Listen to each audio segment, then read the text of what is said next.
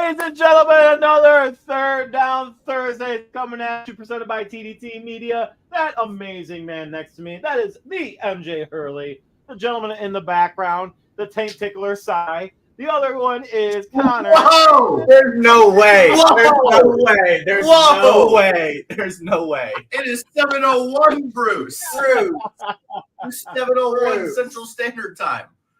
Let's go. But anyways, no, we're ready to have some fun. It's gonna be a good night. We got a lot of things to say. I have a lot of things to say. It's gonna be a great night. MJ, how the hell are you, buddy? I'm good. I don't really know what to do with my hands right now.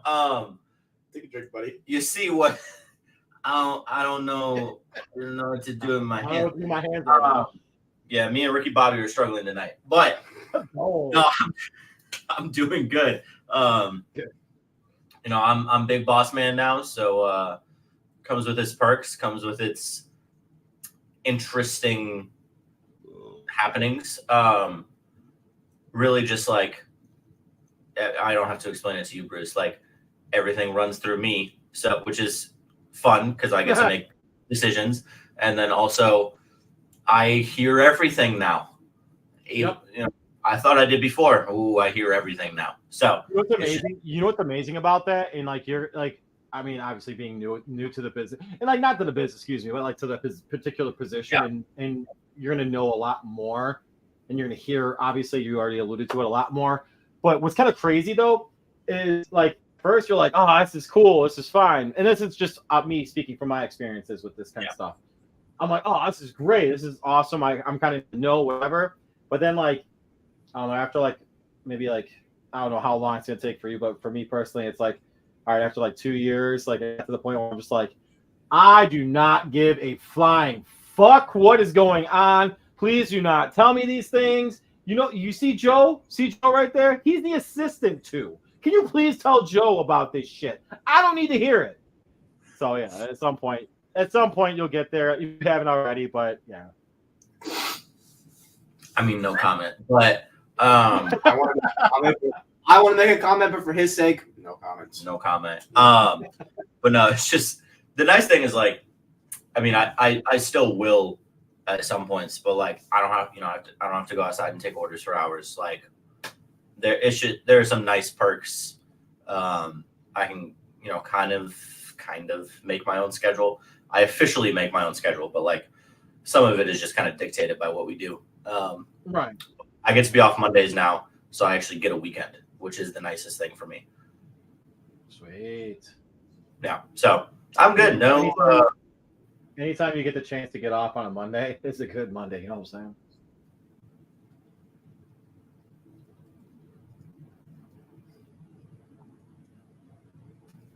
You know Michael Jordan starting at left guard for the Patriots tonight? Wow, what a versatile young man. Yeah, that's awesome though, man. Go ahead. Nothing. I'm just making fun of you. Go ahead. How are you, Bruce? Oh, okay. I don't know. Chilling. Life's all good. No worries. I got golf outing. I'm going out. I'm doing on Monday for work, so that's always nice. This weekend is there's an Oktoberfest by our house in my hometown, Elk Grove Village. Shout out Elk Grove. Nice. So we are going to the Oktoberfest on Saturday, and that means yours truly will be enjoying brews and hanging out and eating some sauerkraut and some brats. That's really it. It's been kind of boring. It's been kind of a boring week, man. It's been kind of a boring week. I mean, honestly, I think we both needed a boring week. Although I did do I talked to a company that is new to the Chicagoland area, the Midwest area. They are originally out on the East Coast. It's a nice drinking company. I actually sent you a koozie picture, and I'm supposed to hear back. Hopefully, yeah. They passed my information out to the Midwest representative for their brand. So hope to hear back from them in the not so distant future, and see what happens with this, because it'd be pretty sick. Even she said at the time when I spoke to her, it was funny. I'm like, oh, can I get your card? And she's like, I don't have any. I'm like, What? all right. Yeah, so she ended up giving me a koozie instead. So I was like, all right, I'll be able to figure something out with this, I guess. Finally, it's funny because I cleaned out my truck and I ended up finding that koozie. I'm like, ah, shit, I forgot to call on this or email or whatever. Anyway, so I found information, and I sent out some messages, and I don't know, we'll see what happens. Hopefully, we'll get a return on investment of time, so to speak. But she ended up, like I said, she ended up saying that at the very least, she could end up sending us free beverages. We consume those said beverages on the show and giving them shout outs on the show. So I mean, that'd be nice for you. I don't think those are the kind of beverages I like, but it's not beer. Oh, it's not. So you'll end up liking it, I'm sure. Oh, okay. So okay. Yeah. Works But yeah, no. So we'll see what ends up happening from it. So it was a good conversation. Aside from that, like I said, though, everything's been good. Everything's been chill. My dog's like licking her ass right now. Can you stop that, please? I got probably about like 4 parlays going today. Looking forward to seeing what pans out from those. I got my ass handed to me this past weekend, by the way, in betting. Really? Yeah, it was my worst weekend of the year so far. So it's all good. It is not in what you thought though. Not in college football. I did okay. NFL, like I think NFL's been like kicking the crap out of everybody. The only game that I actually won pretty good money on last week was the Packers beating the Colts. So thank you for that, by the way. I'm sorry. I said thank you for that, by the way. Yeah, dude. No worry. So I'm gonna. By the way, I'm gonna talk about that later. But I got actually really, really good things to say. So it's gonna it hurts my soul. I've been saying all positive things about the Packers this whole year, so I can't fucking like stop now, I guess. I know it's great. But hey, realistic perspective, you can't be stupid. I might hate them, but you gotta actually understand the process. But yeah, man, no, everything's been okay. I'm probably right now. I'm I'm probably up on the year now. I'm probably up around probably like 350, 400. Ooh, okay. So we're okay right now. Tonight we got some. Before the game starts, actually, Connor, Sai, you guys want to jump in real quick? Oh boy, that's kind of a random time. But we got to give our picks for tonight. I'll jump in. Mute your mic. I'm doing landscaping. So, leave me alone. Leave me alone. I'm doing landscaping. I'm sorry. Yeah, I'm sorry I had to hear your stupid voice. So embarrassing. That's so embarrassing. All right. Anyway, all right. So tonight we got the Jets, Patriots. All right. Let's get it out there right now. I think Jack. 6.5. Wasn't it 6.5? I think that sounds right. Hold on, I got to make sure. I get an accurate number. I'm going to FanDuel shout out. More than welcome to give us a. It's 6.5. So the Jets are favored by 6.5. I got Jets winning and covering this game. I think Rodgers throws for 2 touchdowns. He can't move in the pocket whatsoever, but I don't see anything from the Patriots. Sorry. Although I did give a shout out to Jack today on Twitter or X. Their rookie wide receiver has the best open win rate against DBs this year. So kudos to the rookie for the Patriots. But that's Christian Gonzalez. Yes, sir. But bless you. But I don't think that means jack shit. And he's not a rookie. So it's not him then. It was I can't remember who. It was a rookie. It was amongst all rookies. Anyway. I'm pretty sure Christian Gonzalez. So Jets win, Jets cover. Rodgers throws for 2 touchdowns.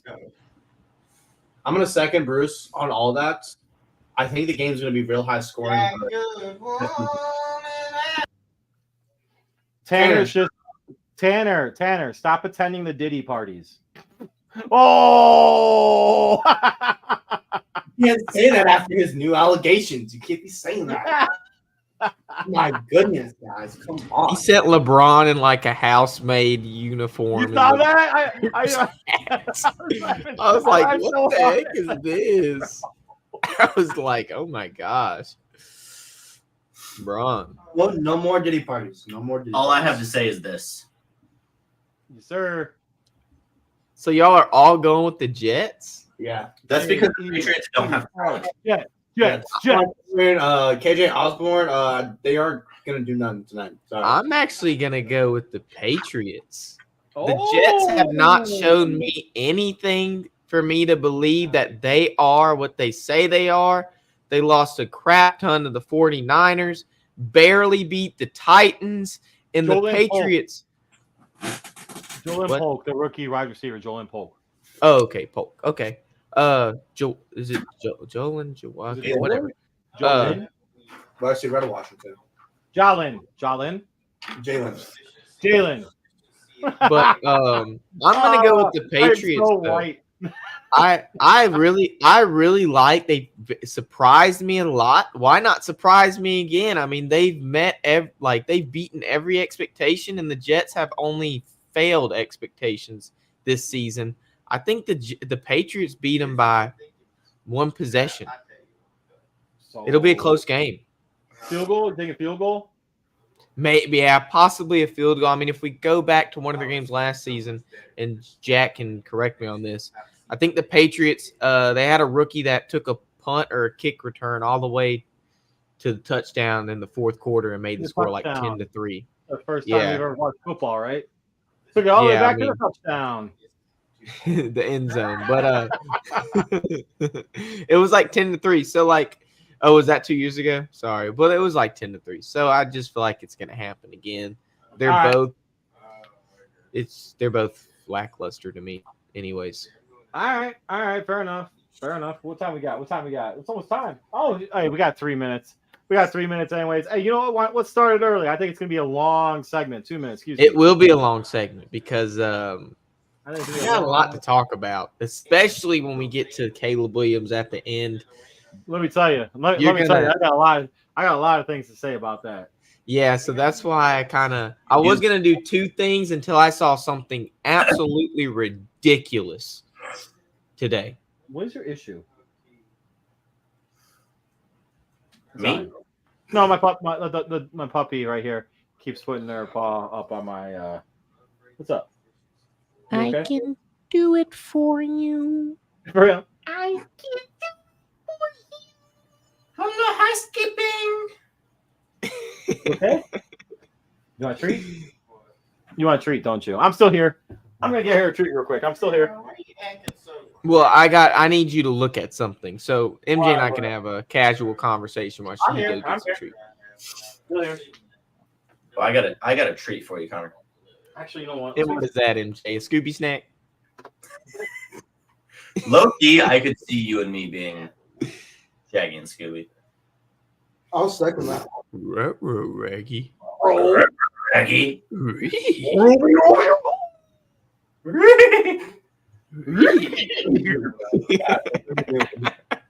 Shout out to Connor. Shout out to Jacob De La Rosa, who does that voice better than anyone I've ever heard in my life. Bro, I told Bruce that was your mini me in Hattiesburg. that was your mini me. I remember being in the car one night and I just look out the window and MJ's going to the shed to get something, and De La Rosa's like, they're step for step, left, right, right behind them, going in the shed. I'm like, I did it again. Do you have 3 open right now? No, just 2, but whatever. It's fine. All right, Connor, what you got for us? Okay, let me show you this video. Tell me what you think. My NFL starting quarterback, who is possibly going to win MVP this season. Oh my God! You stop. 2 weeks in, this is what we're doing. What did he say? So he got fined $14,000. Oh yeah, for doing this. Annie, are you okay? Are you okay? Are you okay, Annie? Annie, are you okay? You've been hit I'm back. You've been hit by a smooth criminal. Back. Ooh. Cause this is Thriller. No, stop. No. Stop. I don't really care for that song. I used to be terrified of that music video when my dad used to play it for me. Anyways, he got fined $14,000 for that. What? It just got. We'll try it. So that video, real quick, that video just hit the like 8 billion mark or billion mark on YouTube now. Anyway, go ahead. He got fined $14,000 for that. I think it's ridiculous, but I'm interested to see what your take is on it. Why did he get fined $14,000 for doing the Michael Jackson dance imitation? Is it because he imitated Michael Jackson? Is it because of his hand placement? I think it's stupid. If you're gonna find him, find the gritty. But Bruce, go ahead. I'll jump on this first, real quick. Oh, I bet you will.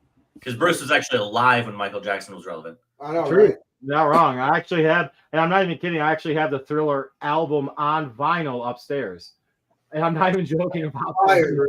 Fire. Huh? What do you say? He said that's fire. That's fire. Oh yeah. So, and no joke. The only reason why he got fined for it is because he grabbed his dick. That's the only reason why he grabbed his dick and twisted it. That's the only reason why he ended up getting fined. Shout out real quick. So I'm gonna end that question right there. But I'm gonna do a shout out to Connor and the New Orleans Saints because the New Orleans Saints have been balling out. MJ, I don't know if you had the chance to see it. I made a quick appearance this past Tuesday on the breakdown with Nate Ness and Connor Davis. And all I said was the next 3 games for the Saints will be telling about how their season is going to be. And once again, Connor, I forgot those 3 teams off the top of my head. The Chiefs, the Philly. Rams. Oh yeah. Oh sorry. Falcons. Yeah. Yes. Thank you. Chiefs. So Chiefs, Philly, and Falcons. So there's gonna be a lot of telling things that happen the next 3 weeks for your beloved Saints. Aren't gonna be marching in no longer, and Derek Carr is not gonna be grabbing his crotch because he's dancing. He's gonna be grabbing it because it's itching when they whoop his ass. Whoa, when the Saints go marching in. Oh, when the Saints go marching in. I wanna be in that number. Oh my God, Oh, Sai, you can pull this. In.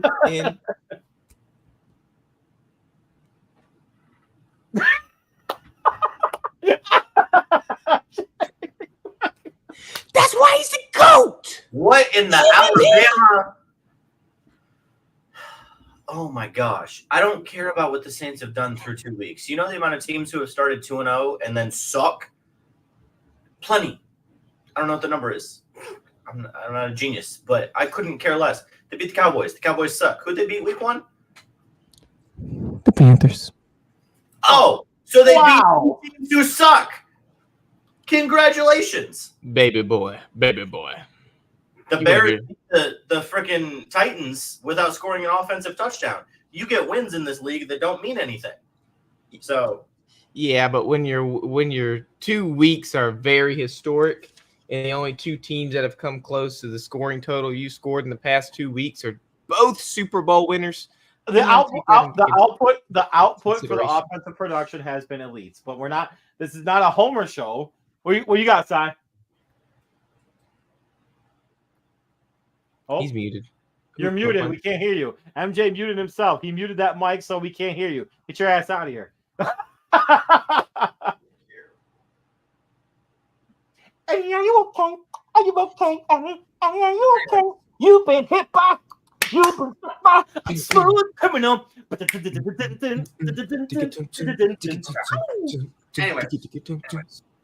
Anyways. Is the start impressive, Connor? Yes. You getting 40 points back weeks, that's cool. That's great. But I'm with you guys on the fact that this next 3 weeks they're actually playing real competition. If they can win and at least make the games, if they can continue this whatchamacallit, this wave of good emotion, yeah, they'll be legit. But if the Chiefs blow them out by 20 plus points, same with the Eagles, then it's like, okay, Luke starts. As MJ alluded to, a lot of teams start out 2-0 and can suck. So I do like what I'm seeing. Derek Carr has shown that this offense is great. Fleets Fuaga is a beautiful addition to the offensive line. Fucking Shaheed, Why is he legit, Connor? I would love to know. He's balling. He's balling. Bro is arguably better than Chris Olave. That's saying something. He's our wide receiver 1 right now. He's crazy. Yes, Rashid Shaheed is him. Alvin Kamara, remember how to play football. Like, the team is good. They have the good pieces to. Welcome back. They have the good pieces to. We'll see. We'll see. Continue your thought. It's all good. We'll see. We'll see what happens. I will say though, Kamara always knew how to play football. He just was out for like the majority of last season. He had injuries. Yeah. Injuries. He got suspended. Yeah, I mean, it hadn't looked good for him the past couple years. But I wasn't trying to turn that into a Saints segment. I just wanted to see Derek Carr do a little Michael Jackson. Fine, 14,000 for that. That's fine. Okay. We can learn more. All right. Sorry, I'm done. It don't matter if you're black or white.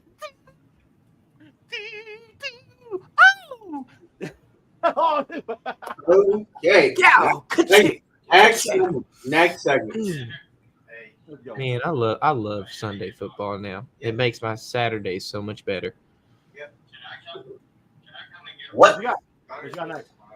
Okay, let's play a game. So I made a little graphic earlier while y'all were doing something. I made a little graphic. It's not anything too big, but I want to play a little game to introduce. It never has been, has it, buddy? Wait a minute. Wait a minute. Hold up. Hold on. Wait a minute. It's a chopper.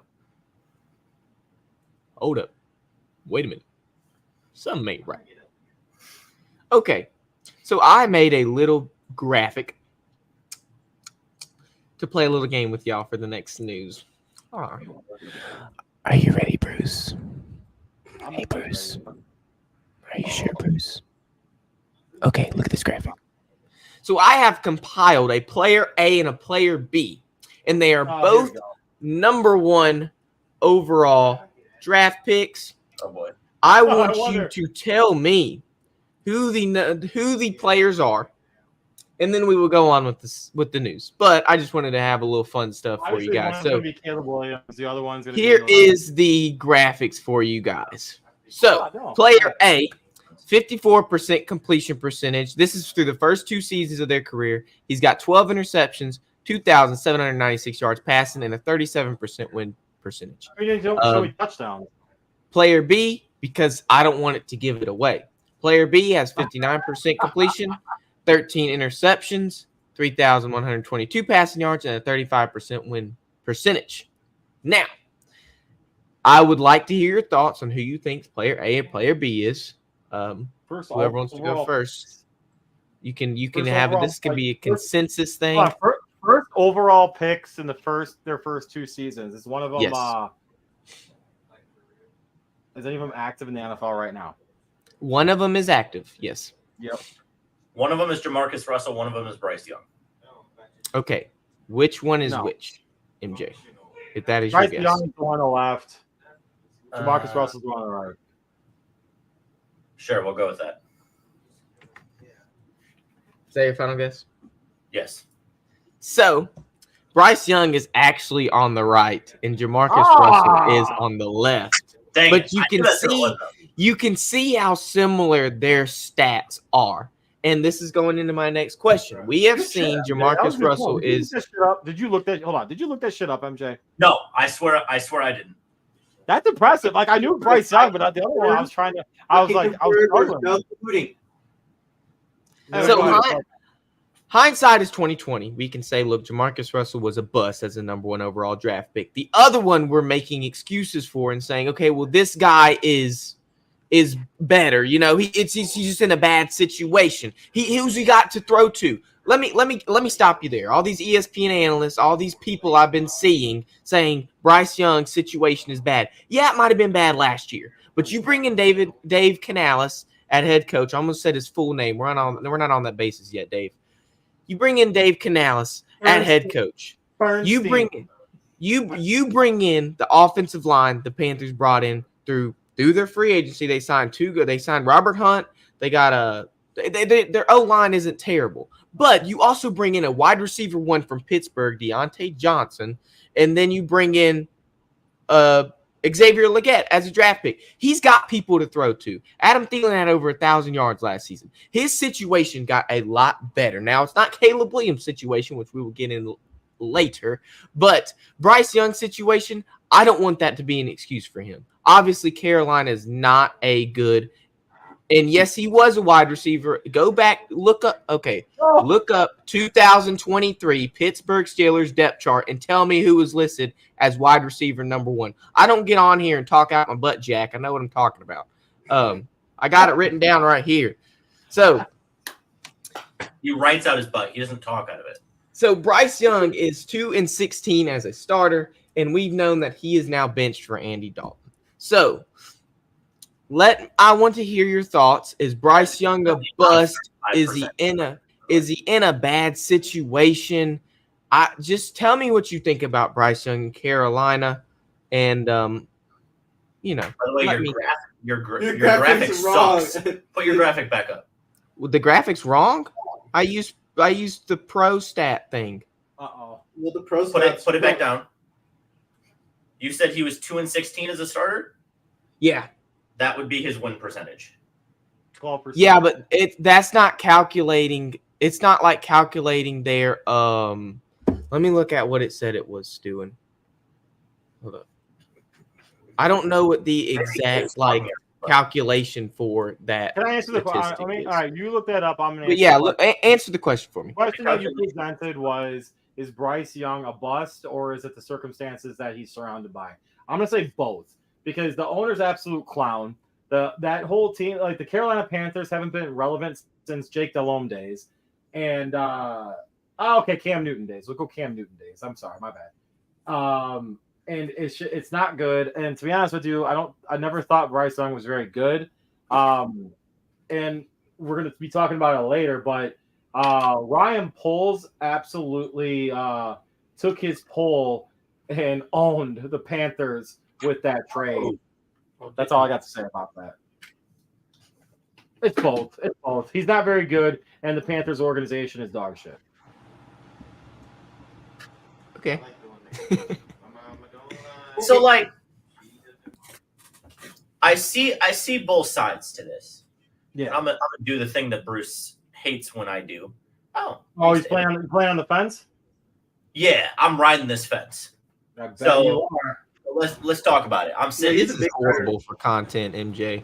Wait, is it cedar? Is it cedar, oak? What kind of fence is it? Birch. Cedar Hill. It's birch. What up, David? How you doing? Cheers. What's up, David? David gonna listen to me spit some facts. So here's the thing. There are two sides of this story. Is Bryce Young a bust? Probably. Is it very much possible that it is still a product of his situation? Yes. The reason being, and I know that this has been said, but I'll say it again. Look at what Sam Darnold and Baker Mayfield have both been able to do after being horrible in Carolina. You're taking my fire for later. Well said. Go ahead. And who did Baker Mayfield have, though? Just to point that out. I'm sorry for interrupting. So who did Baker have? I will rip on your discussions. Xavier Legette is very talented. He is one of the most raw wide receiver prospects I've ever seen in person. To claim that he has any impact or positive value on a basically still rookie quarterback who is struggling to find his way in the NFL is absolutely laughable. Adam Thielen is old and washed up. Adam Thielen cannot win routes against top corners in the NFL anymore. That is a fact. Deontay Johnson wasn't even the third best receiver on the Steelers last year. He may have been listed as their wide receiver 1 on the depth chart at the beginning of the year, but George Pickens laughed him out of Pittsburgh. They have no offensive talent, and Mike Tomlin said, bye-bye, go off to Carolina. You think that is a wide receiver room that is worth Bryce Young actually being criticized? No. Now, has Bryce Young been horrible? Absolutely. And he even said it himself in his press conference today. If I would have played better and won more games, I wouldn't be in this situation. I think he's very aware of the fact that he has not played well. I think he's also very well aware of the fact that every respected analyst, front office member, former front office member in the NFL community says this is the worst organization since 2000. In the last 25 years, this is the worst run NFL organization, period. And the Chicago Bears exist. Oh, calm down there. I'm sorry. I had to do that laugh. But it really it's David Teppers, right? That's the bum's name. David He Tepper. just run this organization into the ground. Keep in mind, he's the same guy that dumped a cocktail Yeah. from his suite on a fan in the crowd. Yeah. Let's keep that in mind. This man traded absolute DJ Moore. We had a whole MJ. You and I had a whole segment on him being an absolute ass clown. Yeah. So this is the guy who has traded away Christian McCaffrey, DJ Moore, Brian Burns, and more in order to get basically just Bryce Young. So when you mortgage that much of your future, it is almost impossible for it to pan out. Look at Trey Lance. Sometimes the situation is better than the player could ever be. Now, there's also Alabama and a lot of SEC quarterbacks, Connor, do not pan out very well. Let's look at all those Alabama quarterbacks, Connor. You talk about the SEC and how great they are. No, I have been very vocal. Hold up. Go back, check the tape when we talked about Bryce Young before the draft. I've been very vocal about how Alabama quarterbacks perform in the NFL. Go back and check the tape. Because it's all there. It's all there. Like I know I've you were said trying to that. do your victory lap the other day. What? You were trying to do your victory lap on Bryce Young the other day. What do you mean? Oh, in the group chat? Yeah. Yeah, because he's an Alabama quarterback, and it's not because he's Alabama, but a lot of stuff. I just didn't like him going in the NFL. He's small, but you can continue what you're saying. Oh, so it's almost like some schools are better at offense and some schools are better at defense.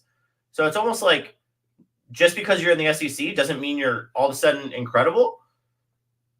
That is a very good point. I don't think everybody in the SEC is an NFL prospect. I think the SEC's good in college. I haven't said anything about them playing in the NFL. That's two completely different. You're trying to compare apples and oranges. We're talking about college football and NFL, two completely different landscapes. And when they go to the NFL, I evaluate them differently. I like Jaden Daniels going to NFL, which is why although no rookie quarterback has been able to throw a touchdown, he's been the best one so far. I like CJ Stroud going in the NFL. Although he didn't win the Heisman and Bryce Young did, he won Offensive Rookie of the Year, had one of the best rookie quarterback seasons to date, and threw for over 4,000 yards. Bryce Young didn't. And you can say, look, CJ Stroud, he went into a good situation. He did, but nobody was saying that before the draft. Hindsight's 2020. We can say he was in a good situation because of what happened that year. We could have said the same thing in Carolina if Carolina would have done good. Would have said the same thing in Chicago if Chicago would have done good with Justin Fields. I mean, it's like hindsight's 2020 with everything. The Bears should have gotten an offensive line. We'll talk about that later. So if it's just hindsight is 2020, why do we ever talk about anything? I'm not saying that, but 2020. Hindsight's 2020. A lot of my stuff is proven because of hindsight. Me talking about CJ Stroud, that was proven because of hindsight. People talking about his situation being good was proven because of hindsight. People talking about Bryce Young being a bust is proven because of hindsight. All this stuff is proven because of what we've seen. A year and 2 games in the season if we look at Jamarcus Russell, a whole year. He was out the NFL in his third year. He was out the NFL in his third year. So, and I just showed you the stats. They were comparable. And I showed you that win percentage stat. They take into account their wins and like their passes and stuff. So it's not like pure win percentage. I probably should have expressed that. They call it success. Yeah, that is their thing. So it's success rate. It's like passes and everything. So I got that messed up. I will apologize. I read it wrong. I should have put the passes in there too. But MJ, stop getting stressed out. I see you getting stressed out. It's a bullshit stat. It's okay. Sometimes it's okay by looking with it's okay with looking with the peepers. It's okay with looking with the peepers and understanding that it's MJ. You and I are both agreement on this one, though, my guy. I actually do think the organization's obviously super poorly run. We talked about it earlier. Months ago, actually. it's just terrible. But he was also drafted into a situation which was absolutely brutal. I just think his stature was just too small, and it was just I don't know. Could he be good? I don't know. Maybe in the future. I mean, MJ already alluded to it. Like we've seen with Sam Darnold and with the Vikings, Baker Mayfield, like completely reinventing his career with the Buccaneers. Back shoulder. Is that a catch? Motherfucker. But yeah. So that being said, I don't know. I completely agree with you. I think this is. It's weird. We're like on like the same like track a lot lately. MJ, you gotta stop drinking alcohol. I'm so glad you mentioned that, Bruce, because that was actually my follow-up question. So now that Tua is injured, there are talks that maybe the Dolphins are interested in bringing Bryce Young to their offense. Right now they have Skylar Thompson, I think, who isn't super, he had that one playoff game against the Bills where the Bills but you also have Ryan a whole bunch of Tannehill points. sitting there in free agency. So but they don't. If I was the Dolphins, I'd be going after Ryan Tannehill, in my opinion. How do we feel about Bryce Young? And this is a really slight change, but it's been in conversation. I just answered that question with me saying that. I'm going after Ryan Tannehill. You know why I'm going after Ryan Tannehill? Because I know for a fact that that's a safe – he shakes his head no. I know for a fact that that's a safe person to go after. He's safe. He is a game manager, and I don't have to worry about anything. I don't have to worry about developing a quarterback because right now the Dolphins are in a situation where they don't have the time frame to just develop a guy at all. So right now they can win now by having a serviceable that's hilarious. A serviceable quarterback at that position if Tua ends up coming back. So that being said, I'm going after Ryan Tannehill. Ryan Tannehill has none of the skills that matter for a Miami offense. So it makes zero sense. 100% disagree. He can sit in the pocket and throw. That's what you need right now. That's not their offense. That's not the Dolphins' offense. Sorry, hold on. I got a text message. Very important guy over there. Well, yeah, when you have a daughter. I don't think Malik Willis fits the offense that the Packers are running with Jordan Love. I don't at all. But guess what? They ended up with because of the coaching and because of how good LaFleur is as a coach, he was able to put Malik Willis in the best optimal position to win a football game. And I think he actually was he played well. So I don't know. I think that you find the best player at that position and you put him and your team in the best place for success. And I think Ryan Tannehill, in my opinion, is that. Is he a statue? Okay. All right. I'll give you credit. He's a statue. Why not Joe Flacco? Okay, fair. Good call. Actually, I thought Flacco was on a roster already, though. He is. He's on the Colts. He might be, but it's not that hard to trade for a backup. Yeah, but Bruce, this would be the situation where they would have to spend the least amount. Yeah. Signing Ryan Tannehill. It would how take much is that going to cost them? It would take a 7th round pick to get Joe Flacco off the Colts. Sure, but why use a 7th round pick when you can go take somebody off the couch like the Browns did last season? Right. You may catch lightning in a bottle with them. You never know. That's a good take, Bruce. I completely agree with you with the Packers, everything. Like, that's a great take. I couldn't say it. Okay, but relax. I get thank you. But I do think that LaFleur is an amazing coach. Just as I think that Daniel. Thank you, McDaniel. I think he's a great coach too, and I think he'd be able to adjust it to a veteran quarterback that knows how to run any offense in the NFL because he's been he's seen it all. He's at that point in his career where he's seen it all. And MJ, you are 100% correct. They are different types of quarterbacks, but again, I think that they would be able to adjust. That's it. I mean, shit, all you gotta do is throw a ball fucking 50 yards to Hill and be like, hey, go get it. Or Waddle, give me that slant 25 yards or post 25 yards. Boom. So there's 3 problems with that. Number one, Ryan Tannehill can't even get a backup job in the NFL right now. Okay, that's number one. Number two, he doesn't have the home streak. What? Neither could Flacco last year. Neither could Flacco. Correct. And I still say that Joe Flacco didn't do jack. It was the Browns defense that did it. Flacco barely did anything. That's not wrong.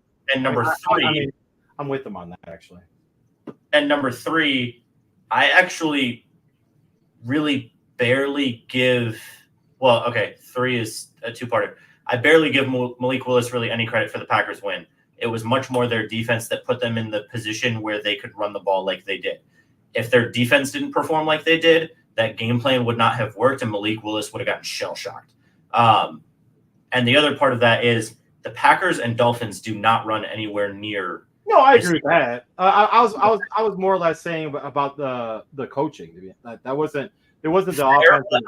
Honestly, I have seen Mike McDaniels make some very poor scheme decisions in his time. Like the scheme that he ran out there against Kansas City in that playoff game last year was horrible. Mm-hmm. Like when he gets out of his element, and his bombs to Tyreek Hill. I don't know if you can compare Andy Reid to anybody. That's a Hall of Fame coach against Mike McDaniel. Miami. I'm not comparing who they were playing against. I'm comparing when Mike McDaniels gets out of his element. That was the comparison. This is the comparison you just used, though. I wasn't saying it was because of who they were playing. I wasn't saying it was because of Andy Reid. Andy Reid is the offensive coach. Andy Reid has nothing to do with the game plan Mike McDaniels trots out on offense. I got confused. All right, go ahead. Because like you said, the Chiefs. When Mike McDaniels, okay, you're taking it too literally. You're missing the point. I'm saying when Mike McDaniels has to change his game plan. Sorry, I know you're at all, he does a horrible job. When he has to go off script, it goes very poorly. I agree with that. I agree with that. Somebody under center who's not Tua would not go well in Miami. I don't care who it is. So my counterpoint to that though is if you have a coach who can't make play calls very well off of script, why wouldn't you want to bring in a veteran quarterback to help settle things down and be able to control a coach potentially that doesn't do very well with that and be able to settle all the other players down? Because I'll be honest with you, I as a coach, I would love to have that opportunity to be like, okay, you know what, I fucked up. Like, thank you for like doing a good job. And there were times where I'll use you as an example. I may have called something, be like throwing a pitch, and you're like, you know what? No. And you did a great job because you adjusted. You were smart enough to know, like, you know what? In this situation, I feel like this is the best for me. So it could be a same type of thing. If you get a veteran quarterback in there that's able to have competent, and that's the key thing, though, competent grasp of the offense. I think that like it'd be a good find for Miami. I mean, able to stay away from Ryan Tannehill being a good addition to Miami if they decide to end up going that route. I've got one more, just one question. Yeah, go ahead.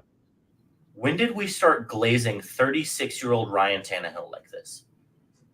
I don't know. It was Connor's question. He's not. He was never. He's Kyle Orton, bro. He's Kyle Orton. But like, compare his stats with Kyle Orton's stats. And to be honest with you, I'll probably take Kyle Orton over him. I don't think he's anything special. He's not. I don't disagree. No, he's not anything special, but I do think that he's just capable. I don't think he is capable anymore. Fair. Okay, that's fair too. Told he'd have a job. Right. You know who's capable? RG3 got fired from ESPN. He needs a job. Oh my God. What are we doing? With that being said, ladies and gentlemen, always make sure you have good homeowners insurance. Womp.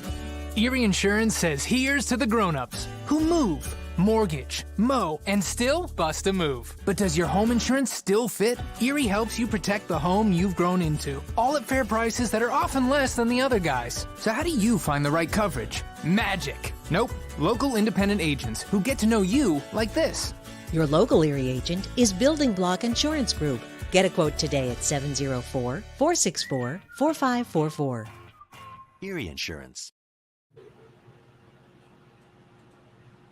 And when you call Jeff Wertepny at 704-464-4544, let him know that Ryan Tannehill sent you. Yes. So what? One more thing, and then we can move on. I just looked up just Ryan Tannehill and Kyle Orton, and what came up first was the worst. When I looked up Ryan Tannehill and Kyle Orton stats, the first thing that came up was the 10 worst seasons from rookie quarterbacks in NFL history. And oh yeah, I've read that. And on that list are Ryan Tannehill, Kyle Orton, Bryce Young, and Jamarcus Russell. Well, he didn't have a good. He only played like 4 games or something. Jamarcus Russell. I've read that article. It Probably, was a Bleacher Report article, wasn't it? This is not an article. It's a stat. It's touchdown percentage compared to passing attempts.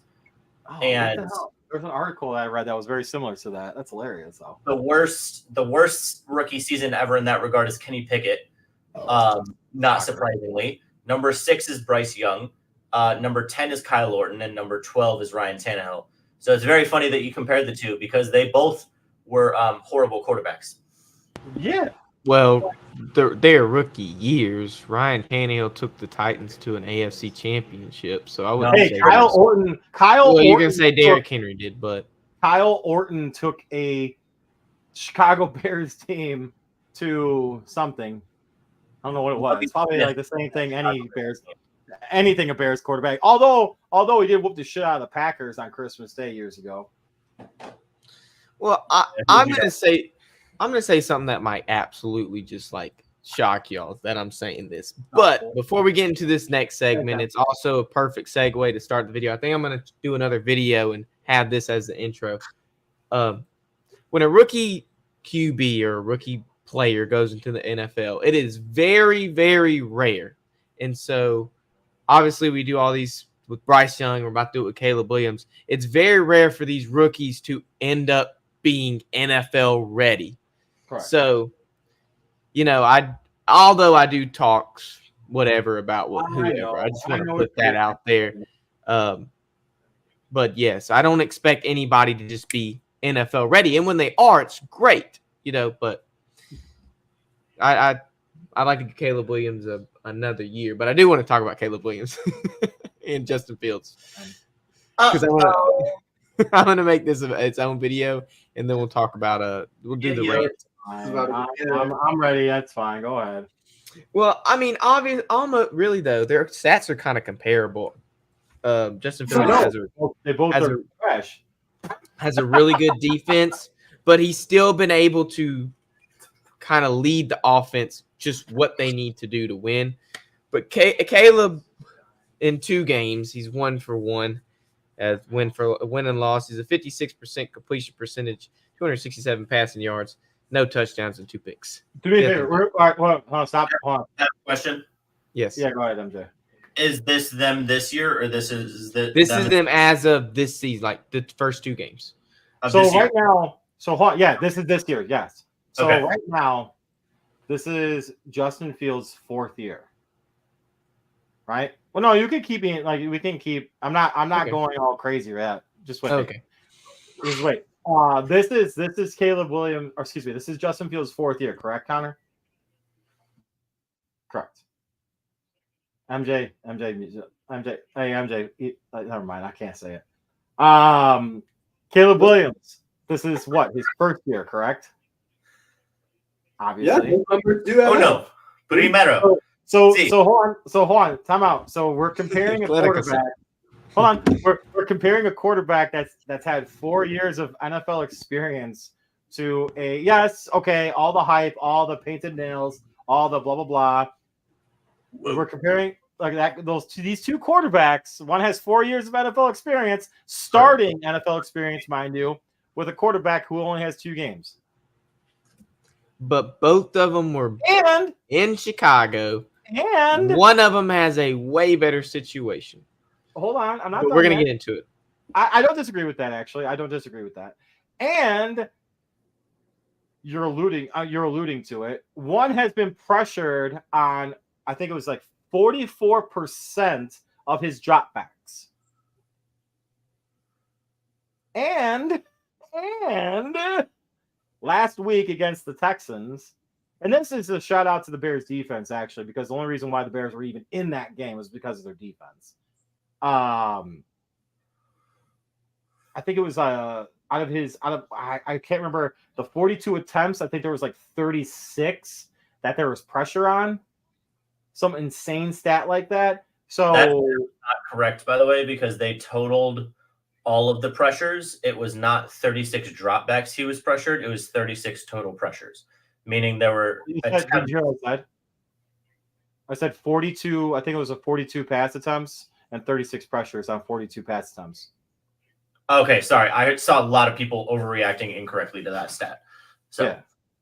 So 42. I think it was 42 pass attempts and 36 pressures on those 42 attempts, or whatever he had. So saying that, MJ, you're all over that. You want to talk so much shit right there. I love it. I love it. So many Bears fans overreacting. It was only half of his attempts. So there were it was only 20 actual attempts where he was pressured. Literally half of his attempts, he was not pressured at all. Well, no, next gen stats. Look at next gen. Yes, Bruce, I know. It's 36 total pressures. That doesn't mean it was 36 snaps. So what I'm saying, right. What I'm saying is half of his snaps, he was perfectly fine. Well, obviously, because he'd be handing the ball off. I'm fucking with you. Oh my gosh. Oh, man. By the way, I have Justin Fields' first 2 games pulled up, and they're pretty similar looking. Yeah, that's what I'm saying. That's what I'm getting to. I was getting baby girl. My bad. Baby girl. Okay, well, Justin Fields 2-0. He's got a 70%, just shy of 70% completion percentage, 273 passing yards, only 6 above Caleb, a touchdown and no picks. You can say that this defense helps. Justin Fields will be announced to start. He is officially announced a starter when Russell Wilson comes back, which means the Bears will have to send the Steelers a 4th-round draft pick for the next draft because it was a conditional pick. So, which is awesome. I'm cool with that. Now, my question is, based on what you've seen, Bruce, and I definitely want you to speak on this first. Based on what you've seen as a Bears fan and everything, do you regret sending Justin to Pittsburgh, or do you regret him leaving? I mean, how do you think putting Justin Fields in the situation Caleb Williams is now would be any different if it was? Good question. Honestly, well put. All right. I'm not going to go into. I'm going to try not to go into crazy Chicago Bears fan talk. I want to look at this from a very logical perspective because I figured this question was going to come up tonight on the show. All right. So first of all, would I make anything different? No, I would not. I would. Nice. I would not change anything at all. We live in a society of quick reactions and quick I want it now. Understandably so. Unfortunately, Justin Fields, he was put in a position he did well in college. He was a Heisman winner. Scouts called him a generational talent, and I mean, people way smarter than I am. Obviously so. Even Jack, I'll even give our own Jack Gaffney a shout out too, because even Jack said that he's a stud. That's a can't miss. All right. So that being said, I'm not changing anything. I think that he is put in a position to God, and I'm starting to agree with this guy a lot more. I think that we are in a position. I say we. I think that the Bears are in a position that you have a general manager who is very smart. He's done a very good job of surrounding him with skill position talent. Defensively, they're a good defensive team. However, not put anything in front of him. Guard, center. The interior line in the offense has been brutal. Yeah, Bates is hurt. That sucks. But regardless, it doesn't help. You also have a 5th round pick starting at one of your tackle positions. And while he's serviceable, I don't know. I'm sorry. Like you see what the Lions did, how the Lions built their team. The Lions built their team from the inside out. So I'm not mad about it. I'm not going against anything. The only thing Justin Fields can do better than Caleb Williams is elude pressure. And that's okay. I can understand why. I can understand the fact people be like, "Oh, well, then wouldn't you want that?" No, that's not what I want because in the NFL you have to be able to throw in the pocket and read things in the pocket to win in the NFL. But man, dude, panic level. So that's another thing I want to touch on. Where's the panic level in the city of Chicago right now? And me personally. You would have to be an absolute fucking clown if you weren't freaking out right now. A little bit. All right. So I'll put it like that. As somebody who was like, Truth Bisky and somebody who was actually like semi-pumped when we got Justin Fields and I like talking shit, whatever with Justin Fields. Hearing that we got the first pick, first quarterback, whatever. Like, yeah, I'm excited. But what I've seen right now, what I don't want to happen to Caleb Williams, though, is for him to be in a position to be constantly looking down. And what I mean by that is when not looking up the field at the receivers that are open, instead being freaked out and seeing ghosts and watching the offensive line break down in front of you. That way you're not getting smacked. So that way you're running around. I don't want that to happen to him. And unfortunately, right now, it could be a position that we could be seeing that with him. Is he smart enough not to do that? Hopefully so. But I don't know, man. Like what sucks right now though is you got an offensive line that's not very good. He has the 8th best in the NFL release time. He does a good job with that. I think he knows he can read defenses well. His accuracy is a question mark, but I also think it's because of happy feet because of his offensive line. I really think that. But no, so to go back to the original question and point, would I change anything? No, I'm not taking Justin Fields over Caleb Williams. Not ever, not now, not ever. I don't disagree. I think it would have taken way more moves than the Bears were willing to make in order to keep Justin Fields and get away with it. They would have had to fire all of their coaches. They would have had to completely reset everything. Should have gotten Harbaugh. Sorry, MJ. I'm going to say it. Should have gotten fucking Harbaugh. I will say there is a world where Jim Harbaugh coaches Justin Fields and it works, which I know makes Kenny want to scream a lot. And I'll bring that up later. But I think it's very possible. Also, I'd like to say Aaron Rodgers always looks good in green, and he's the greatest thrower of football you will ever see. But I saw that. Yeah, I just have to Caleb Williams is better than Justin Fields. He will always be better than Justin Fields. The situation is horrible. If a situation can ruin Bryce Young, then it can at least make Caleb Williams look worse than he is. He's not bad. Please stop.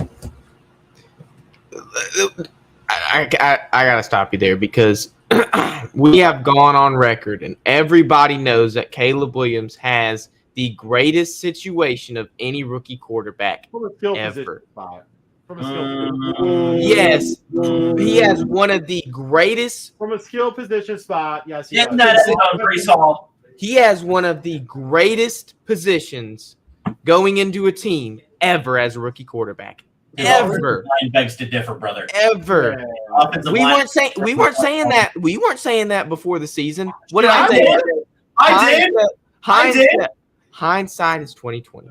Brother, oh my God! I was preaching. Hindsight is 2020. Was that Ty or was that Tanner that said that? That was Ty. Thank you. Tanner can't hear me. You're welcome, Bruce. Oh, he doesn't know what we're talking about. Preaching that their offensive line was cheeks. Braxton Jones, hello? Who I can't even tell you who's on that offensive line. That's how Darnell Wright is the only functioning human on that line. No one else on the line can function. Jenkins is their best offensive lineman. Jenkins, Jones, they're all bums. It don't Never matter. Well, But anyway, can I? all right. So go ahead, finish what you're saying, Connor. Oh, I was gonna say something else about Caleb Williams, but it was another question. But if you're gonna say something about the topic, you can go ahead. Oh, let's go, Bree.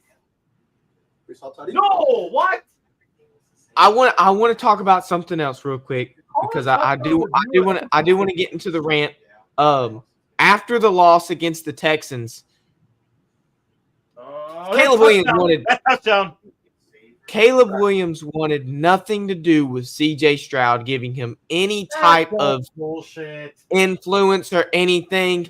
It was he the pain and nail king didn't want anything to do with the offensive 2023 offensive rookie of the year. You're what do you think about that? You're part of the typical national crowd that thinks they know what they're talking about with this. That's not true whatsoever. There was frustration with Caleb Williams about the game. That's all it was. He was pissed off about losing. When was the last time you walked up to somebody and after losing a hard-fought game and you played like shit, got your ass absolutely handed to you because you were getting hit by fucking everyone, and then you're like, all right, let's go. Good game, man. Yeah, like you're not gonna be happy. You're not gonna smile. What should you do? Smile? No, he was fine. He listened to what he had to say. He did the right thing. He was fine. Like, can I tell you, dude? Can I tell you the things that I said to people after games when I lost? No, it wasn't good. It wasn't good. So that being said, everything he said. I heard the stuff you said to me when I lost. I'm sorry. Wait, what? I heard the stuff you said to me when I lost. I want to hear what you said when you lost. So during during his presser this week, he even said that, like, I appreciate everything that he said. That was blah blah blah. Moved on. CJ Stroud said the same thing. He's like, hey, I wasn't trying to go big guy on him or whatever. He's gonna be a great quarterback. Blah blah. Moved on. Done.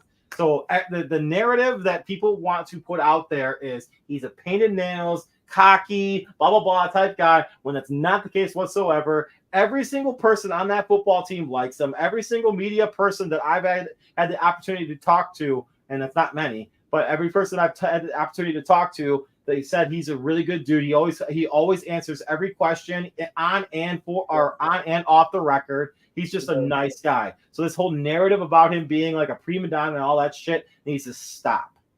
He's not.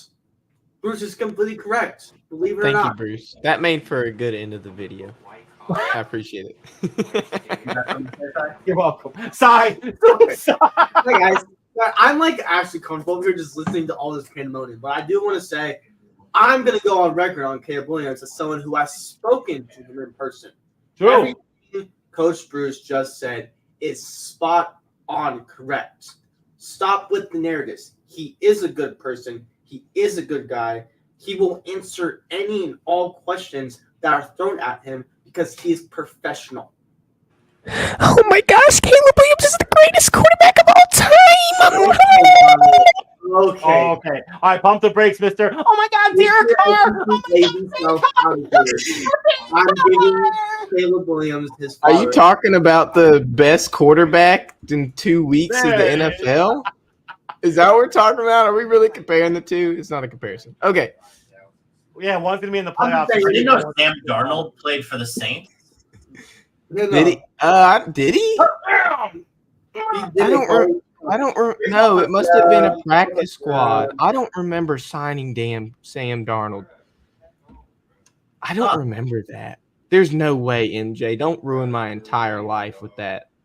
Actually, he's been playing pretty good, but I still don't trust him. But ridiculous. That is the most stand-up accountability I think I've ever seen. Let me do this. Oh my God, I shouldn't have bet the over on this. I should not bet the over on this. Hey, high scoring game.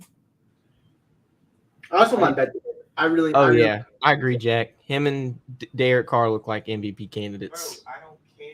Oh my God, 2 games. Rex Grossman looked like an MVP candidate back in 2006. You guys. Look, I am on a high right now. I just have to express that. But let's get into the actual what the show is titled. Bruce, you told me to pull a video. Mel KIper talked about it. Yeah, Pat McAfee talked about it.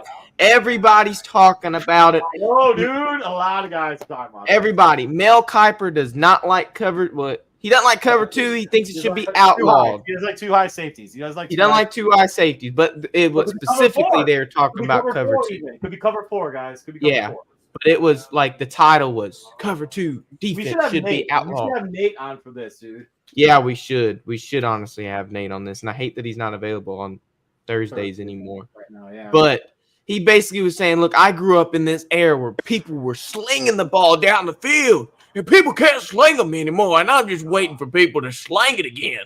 I want to see slangers. And nobody can.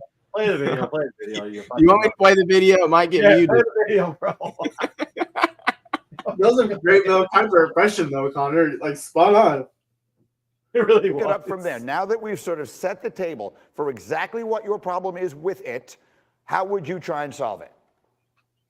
Well, I grew up with the best of the National Football League, 60s, 70s, into the 80s. You're talking about deep shots, right? The go route, the 9-route post. You're talking about Terry Bradshaw in a Super Bowl hitting John Stallworth. You see Leroy Irvin diving, right, just off his finger. There's the receiver. They laid it out there, right? Hit the receiver in stride, 65-yard touchdown. It's a beautiful thing to watch. That's what I want to see brought back to the National Football League. Okay, check down kings, bubble screen sensations, boring football. Game manager, I get it, but I want to see those deep shots. That's what the NFL was built on. I grew up with John Unitas, Fran Tarkington, Ken Stabler, Darryl LaMonica. You talk about quarterbacks, Joe Namath. It was just right. Brett Favre when he was doing what he did. Burt Jones with Baltimore Colts. You think about those quarterbacks who would throw the ball down the field. I said what Bradshaw did with Stallworth and Swan, Roger Staubach. That's what I want to see brought back. Say, well, you can't do that, right? Well, you got a 5-yard rule with the cornerbacks, right? The Mel Blount rule, right? Now with the push thing with Hurts, you got to be a yard back now. So don't tell me you can't have those safeties closer to the line of scrimmage than they are. I was at games where I'm thinking, hey, too high? They're out in outer space. I couldn't even find us. They're playing with 9 guys, right? Where are the other 2? Oh, the other 2, they're so daggone far back, and even though they're part of the damn play. I'm telling you, we got to change this thing, and we got to have, hey, you can warn them. They come up, hey, guys, you got to get up a little bit, right? You're too far back. Warn those safeties, but you got to figure out, competition committee, somebody, Dano, somebody's got to figure out what that depth is, but it's too far back right now. The NFL is being ruined by these too high safeties. Okay. Go ahead, Bruce. Slang it, Bruce. Yeah, let the old heads first. All right, so real quick. For somebody who wasn't alive when Fran Tarkington played. Oh, basically, right? As somebody that's played football and played cover 2, played multiple positions, and been a part of cover 3, been a part of cover 1, been a part of all that shit in pressing. All right, so again, once again, Jack and I will totally agree. Then they'll outlaw 3-4. Yup. Agree, exactly. So, no. I don't think Ramondre. What? Sorry, I'm hyping up Ramondre. Oh, fair. So I'm going to tell you right now, I do not think that the idea of outlawing or penalizing a team running a too high safety should ever happen. It should never happen. That's one of the most asinine thoughts in the process of football. So basically what you're trying to say is making it easier for a quarterback to read a defense. That's all you're doing right there.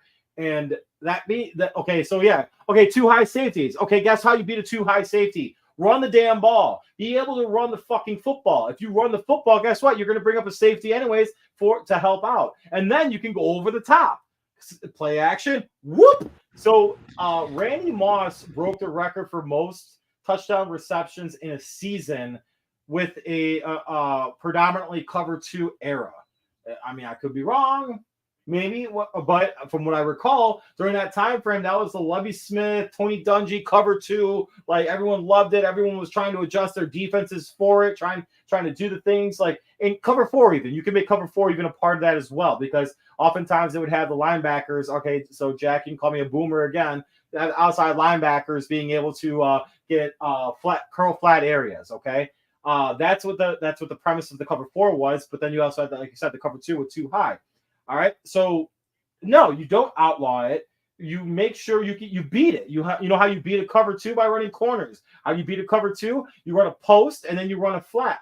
You have to find that soft spot in the area. You don't dumb things down by making it easier for a quarterback. We saw Best example.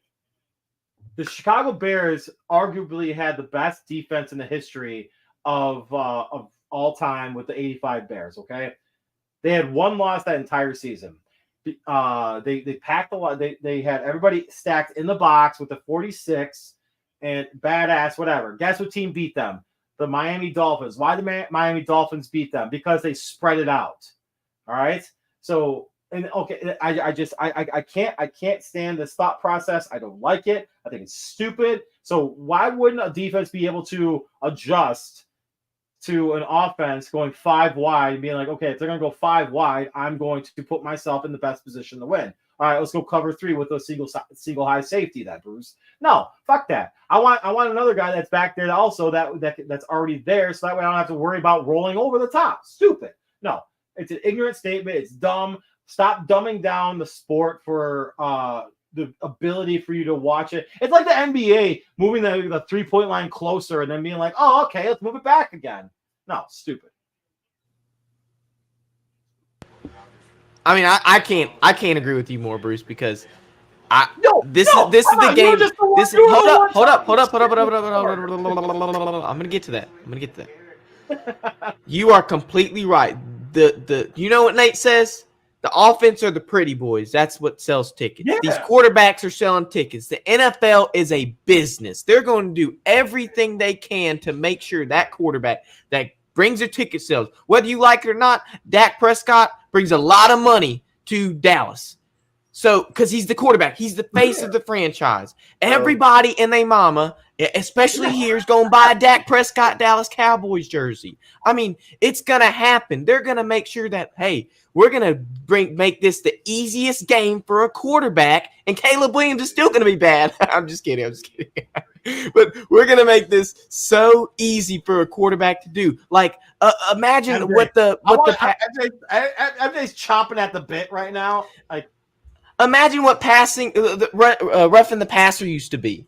It used to be well after that you could hit them well after the pass. And now it's you can't touch them if the ball's not in their hands. Well, again, like, I mean, I grew up in the 2000s, dude. I was able to fucking smack a receiver. All right, MJ, I want to hear what you guys say, MJ. Go ahead. I got you. So here's why I couldn't care less.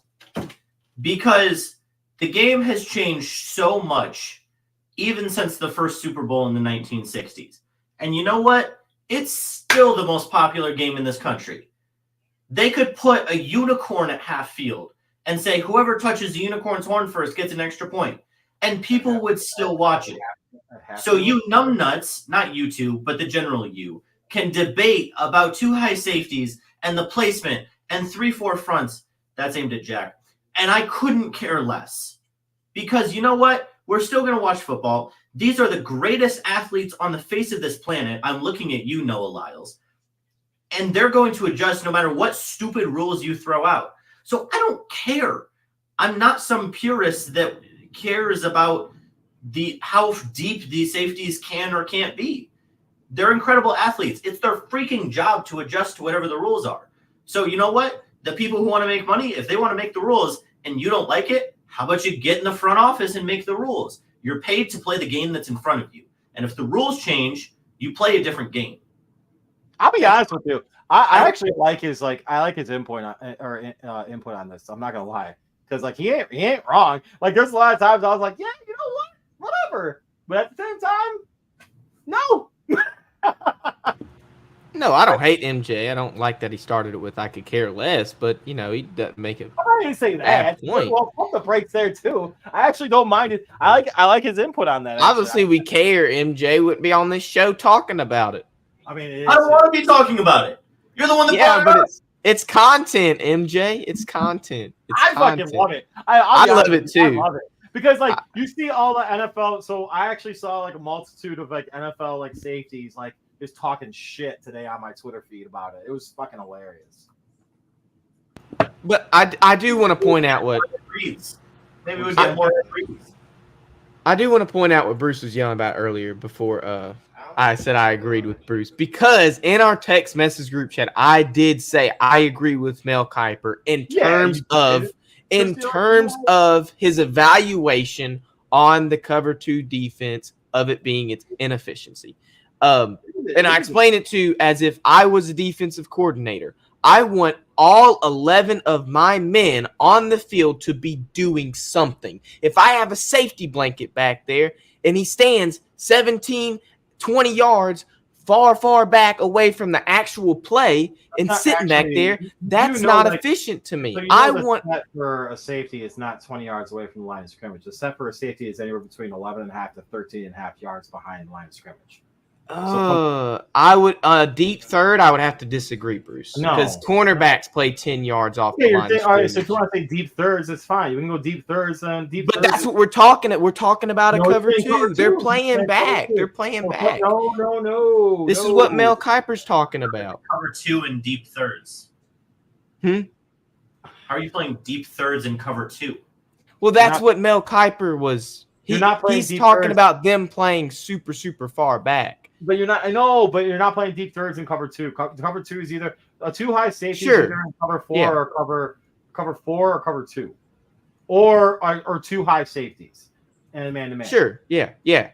But so, I'm just saying, like, if I were the defensive coordinator and I had them back there, the only time that you actually run, the only time that you actually are maybe like 15, 20 yards back like that is you typically when you run 2 high safeties and you're running man-to-man underneath. That's the only time that you'll like that, because it's called the deepest to deep. Nothing gets behind you, which is fine. There's nothing wrong with that. So if you're in a third down and like MJ, if you're watching the Packers and it's like third down and like 13 and you see the Packers running like a man-to-man, which they probably would. They probably go zone anyways. But they say hypothetically they run man-to-man like with the 2 high safeties. You don't want the safeties being up. You want the safeties being back.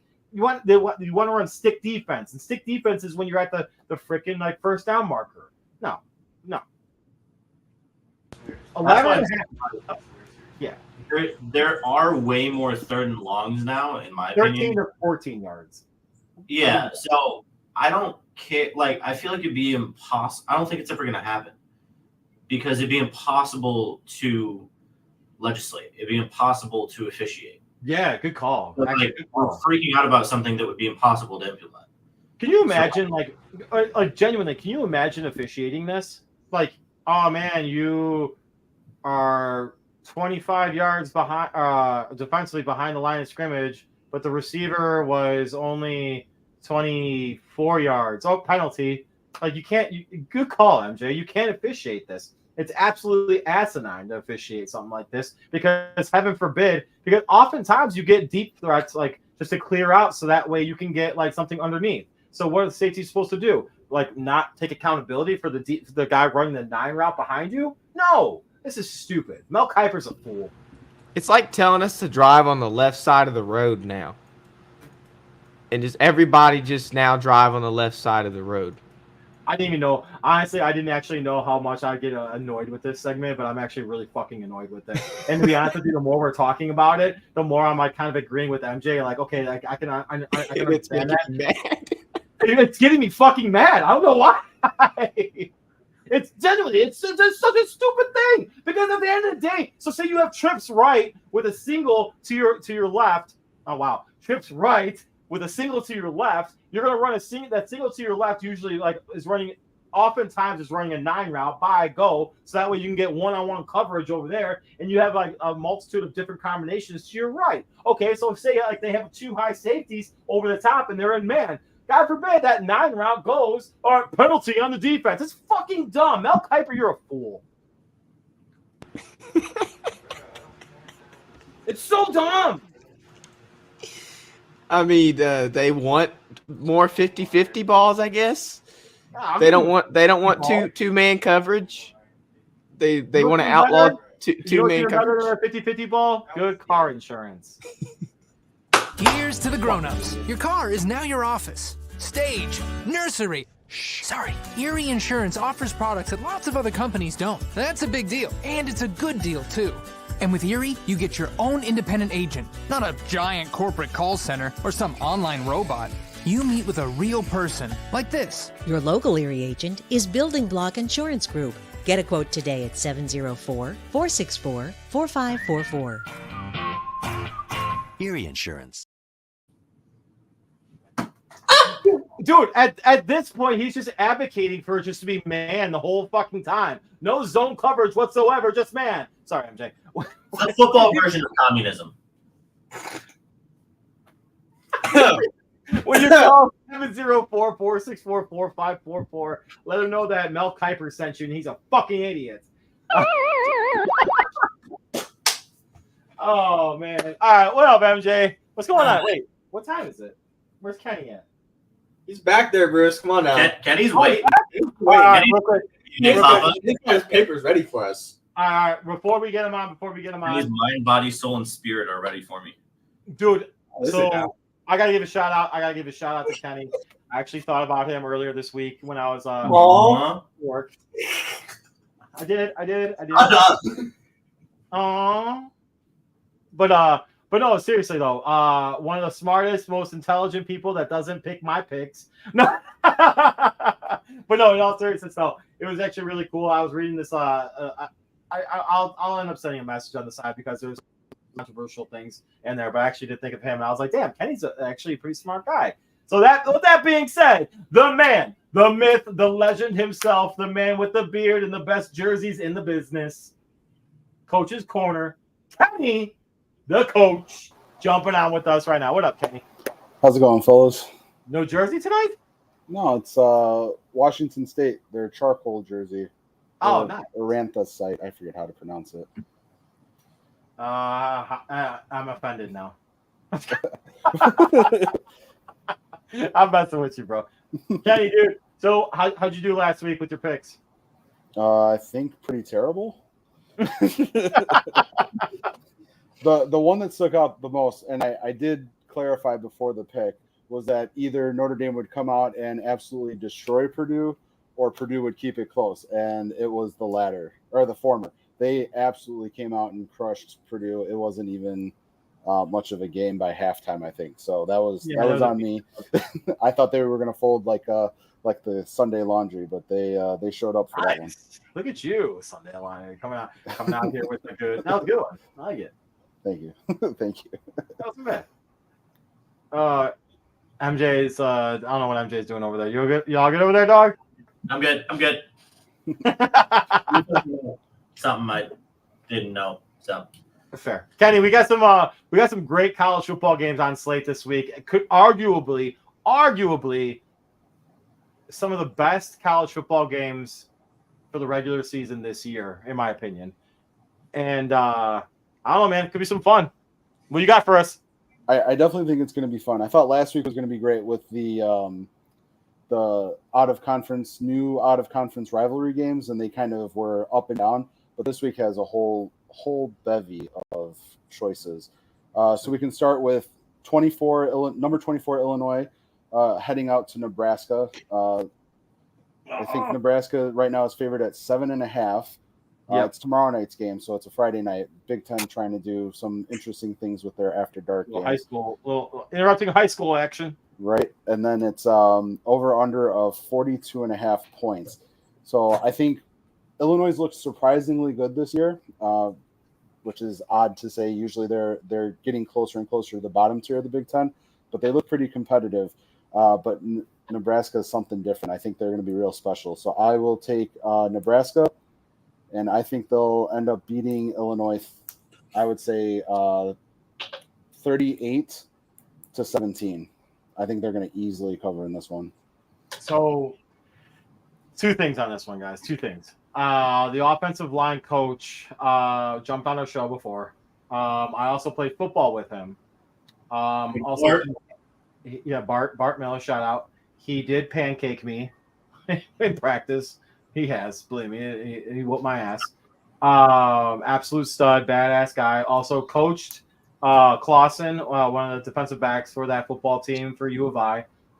So shout out to those guys. Absolute respect. Love you guys. Appreciate what you guys been doing for that program down there in Champaign. So it pains me to say it. Nebraska wins this game, wins and covers. I'm not going to say a score, but I think Nebraska wins and covers. Prove me wrong. I'm cool with it. But if I'm betting money, wins and covers. Nebraska. Give me Illinois. Oh, hey, let's go. I think those big boys are going to show Nebraska what the Midwest really is, and Mr. Patrick Mahomes impersonator is going to get stomped in the ground. Wow. Bold. That's Super Bowl. I would love to see it. I like Illinois. Some family ties to that school, but yeah, I think Nebraska's got this one pretty easily. All right, next one is USC is going to head up to the Big House. They're ranked number 11. They're going up against the number 18 Wolverines. Favorite 5.5, which I think is a little shocking. And the over/under, last I saw or seeing right now, is 46.5 points. Minus the Wolverines' decent defense, I think USC is going to easily take this one too. I would say 24-10 USC wins. All right, this is tough. I'm not gonna lie, this is tough for me. I watched Michigan's game last week. Kenny's not wrong. Their defense is actually really good. Offensively, their quarterback sucks. And they have a new one. Huh? They have a new one. Oh, there's a new starter in? Yeah, Orgy's going to start this week. Orgy's going to start? Alex Orgy. Huh? Yeah. Yeah. Who? Last name's Orgy, yeah. All right. USC by 100. So that being said, a lot of about 2 more inches. So no joke. A lot of my friends that are Michigan guys wanted Orgy to start. So that being said, what'd you say? Go ahead, Kenny. I was saying, do they have a reason why they want Orgy to start? Because everything I've seen has the reason why Orgy is starting is to fix the passing game. Yep. But everything I've ever seen out of him is he's a run-first quarterback. Yeah, I know, but I'm kind of surprised to see that they're moving in that direction. That's what it was. When Orgy's your quarterback, you just have to pound it.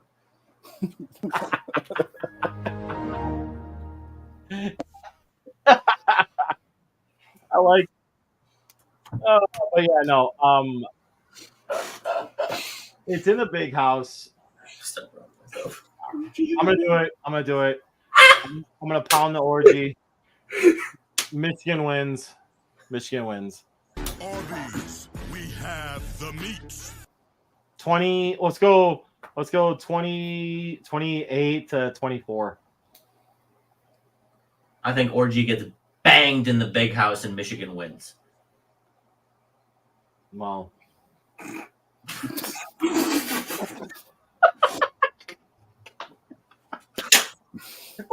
Orgy's a starting quarterback for Michigan, so he's not getting banged. He's banged. Wait, I thought he was a starting quarterback for USC. No, for Michigan. Okay, Orgy bangs USC in the Big House, and Michigan wins. Stroke that thing, cuzzo. That got confusing. I'm not sure. I blame Cy. He told me it was USC. No. And of accountability, I thought it was you. I thought Orgy played for USC. No, well, he might transfer after the accountability.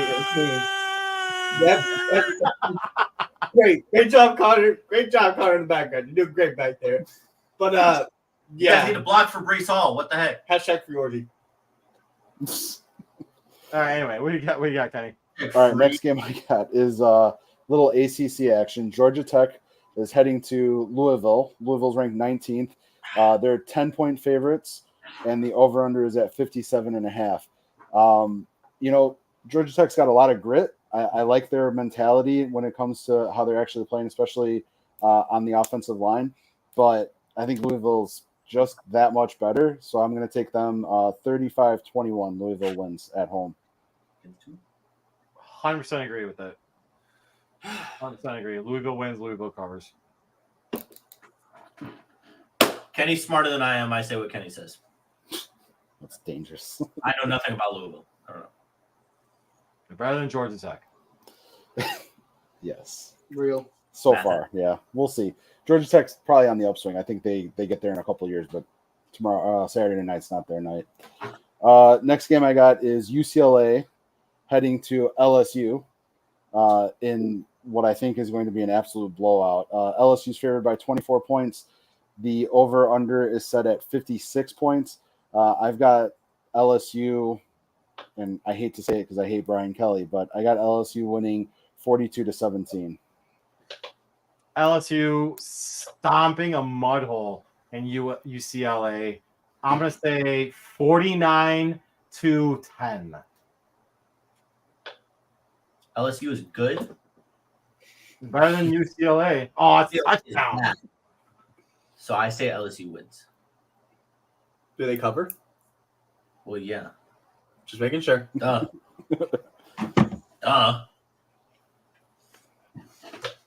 All right, last game. We got a bunch of. Aaron Rodgers. Dang it. Aaron Rodgers. Bunch of options, but I'm going to go with what I think is the best uniform this weekend, and that's Brigham Young is going to play Kansas God! State. There's 2 other games you could have picked. You're missing the best game of the week, Kenny. What are you doing, Kenny? No, Wait, can I say something? You're having Alabama and Georgia playing this weekend, and your Big Ten pride by itself cannot put that as a game of the week. On topic of Big Ten bias, why are we not talking about Iowa and Minnesota? Like, come on, guys. What are we doing? All right, fine. I missed Alabama, Georgia because I fucking hate the SEC. Yes, Kenny. Whoa! So, dang. let me see real quick. Hold on, because I didn't do enough notes on Alabama, Georgia. Alabama's at home. They're ranked 4th. Georgia's 2 at home on the road. Georgia dominates this one, I think. I think Georgia comes out the clear winner. Proves that they're probably the best team in the country.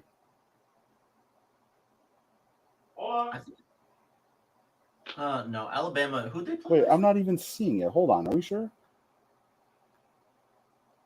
No, wait. What about the Tennessee game, bro? How come we didn't talk about Tennessee too? Connor, that's next weekend. What are you talking about? Oh, is it next weekend? Yeah. My Big Ten bias. I got ahead of SEC myself. kids, you guys can't even read the damn schedule. No, mine's Hold on this. now. Mine's Sorry. You can't even read. Tennessee, Oklahoma. Okay, Tennessee, Oklahoma. The reason why I didn't do that one is because, in my opinion, Oklahoma is overrated.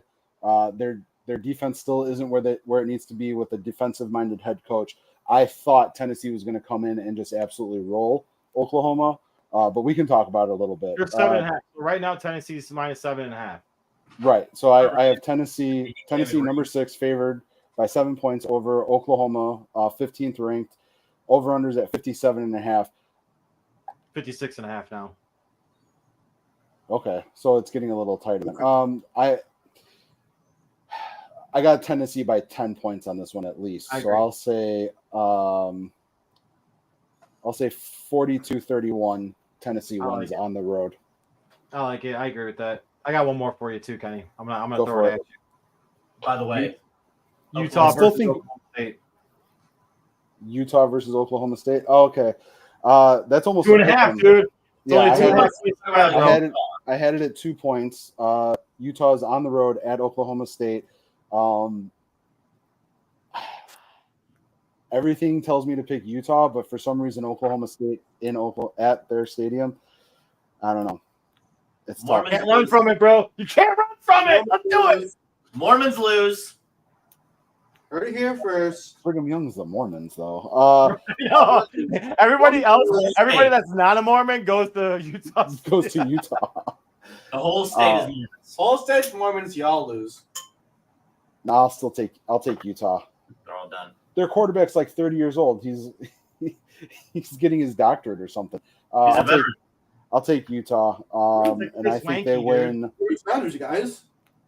I think they win 42-38. Very tight game, but they're gonna hit the over pretty easily. Brees Hall is selling. I don't even think you guys know who Chris Wanke is. I'll know you. Yeah, he played for Florida State. And he was like the oldest rookie in NFL history. No, he wasn't, but super fucking Heisman Trophy winner. What? What is he doing? Hands up accountability for Connor. That's what I was gonna say. We both have 5. No expected through next week's edition of Coach's Corner. I went through my notes and I didn't see them, so I was like, okay. I know they got a game coming up. But, why am I still focused right now? Ooh, nice. Very nice. Thank you, Papa. All right, so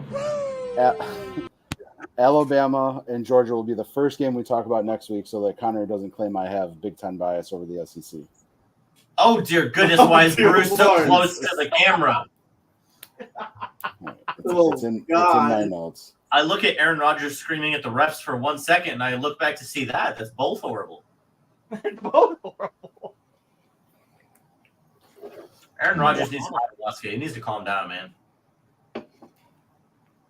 All right, we got Kenny. What'd you say? Sorry. No, I was saying that just to make Connor happy, we'll do Alabama, Georgia first game. I've already got it written in my notes for next week. Oh, look at you. Just so Connor's covered and the Big Ten bias isn't there. Hey, Kenny, can we talk about Bradley University versus TCU? No. No. Bradley is a football team. Bradley lost in overtime because of side. Hey, okay, hold on. Hold camera now. Because of side. All right, guys. So I gave side 2 touchdown lead and had to take care of something. No. All right.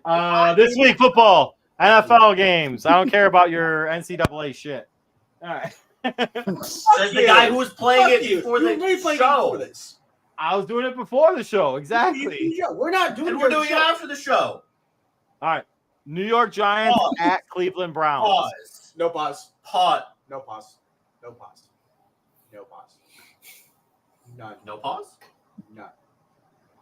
No pause. New York Giants at Cleveland Browns. Browns are favored by 6.5. Giants are playing? Okay, the other team wins. Next. Agreed. Deshaun Watson's going to get a nice massage. Oh, nice game. Chicago Bears at the Indianapolis Colts. Colts are minus, The other team wins. Next. I got the Bears in this one. No shit you do. Yeah, no, the Colts win. Yeah, because If they're interested in 3 touchdown performance incoming. So Anthony No. The reason why is because Anthony Richardson actually has the highest percentage of throws to the other team this year so far by all quarterbacks. Interceptions? No, not interception. Oh, actually, he does. Bruce. No. Bruce. He's got the highest percentage of throws to the other team. So wait, are you talking about deflections or? Are you talking about turnover-worthy plays? So it's a real stat. Are you talking about turnover-worthy plays? Turnover. Okay, there you go. We can go with that. Whatever.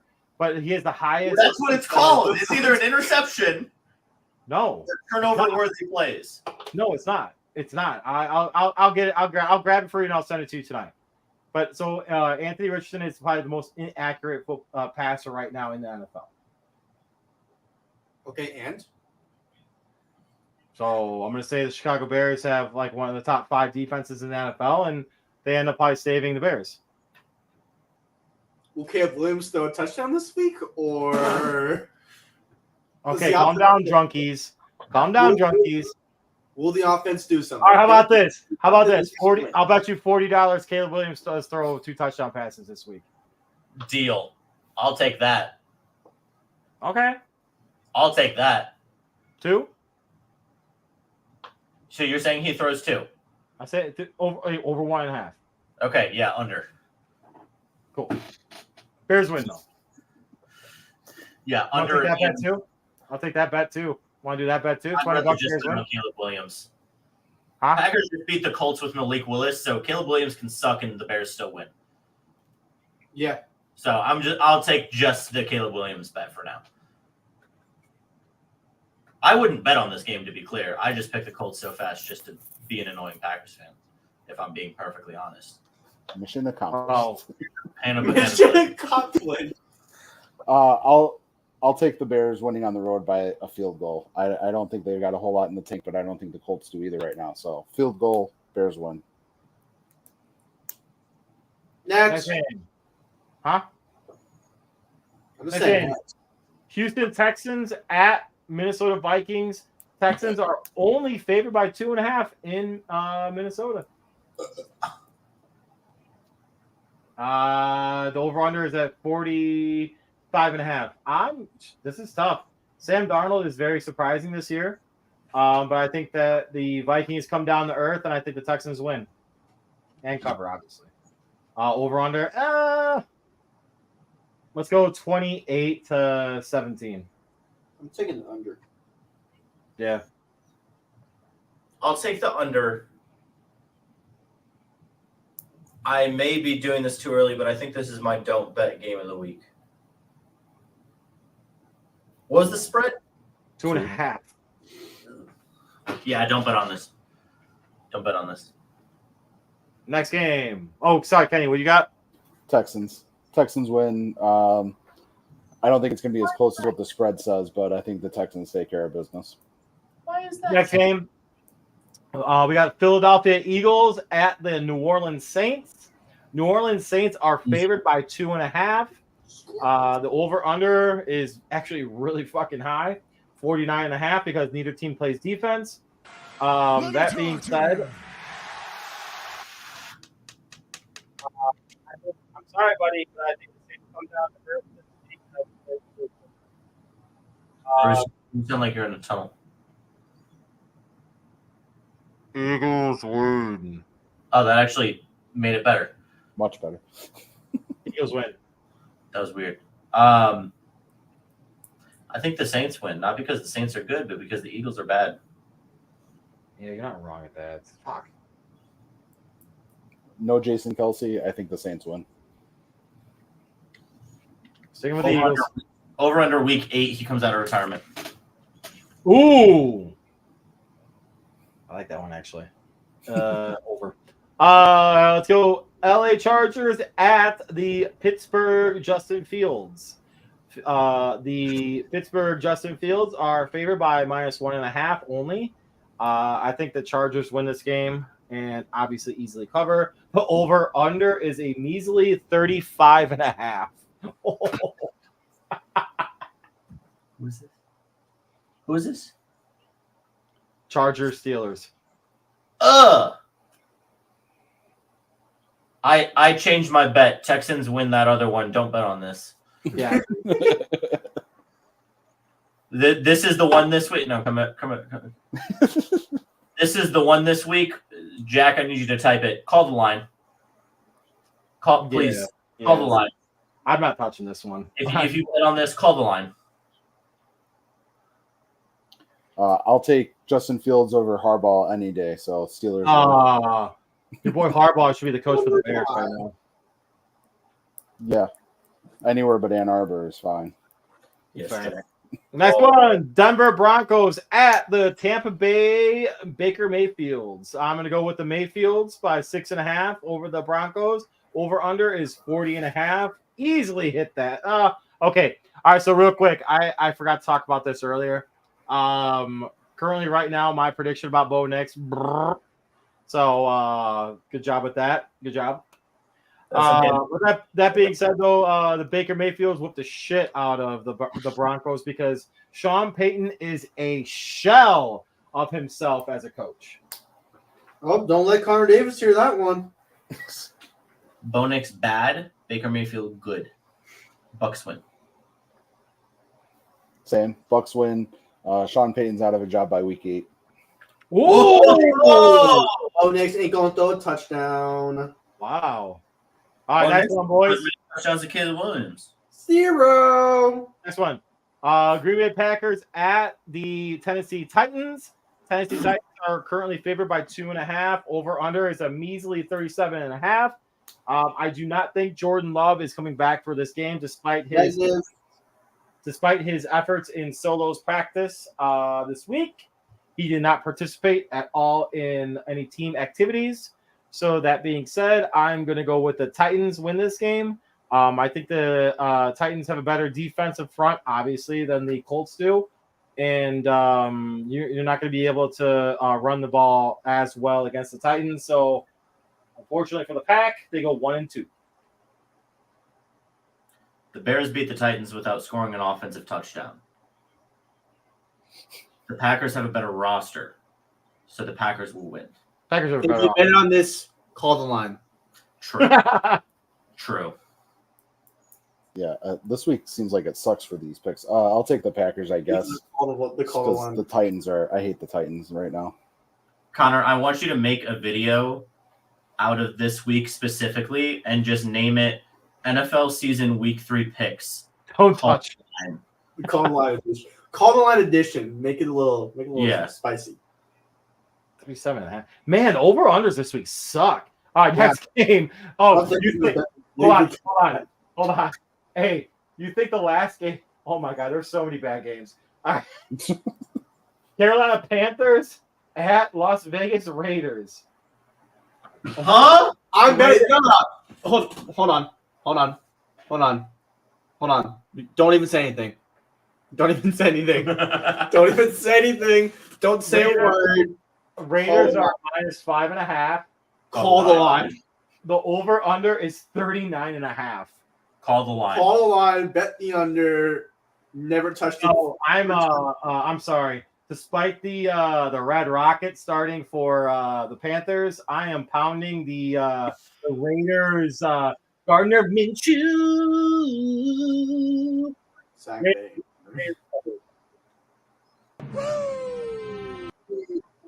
Okay, so Connor Davis like Max Crosby may have more sacks than the Panthers have points. Ooh, that's actually 3. Let's just make that one clear. Like he might.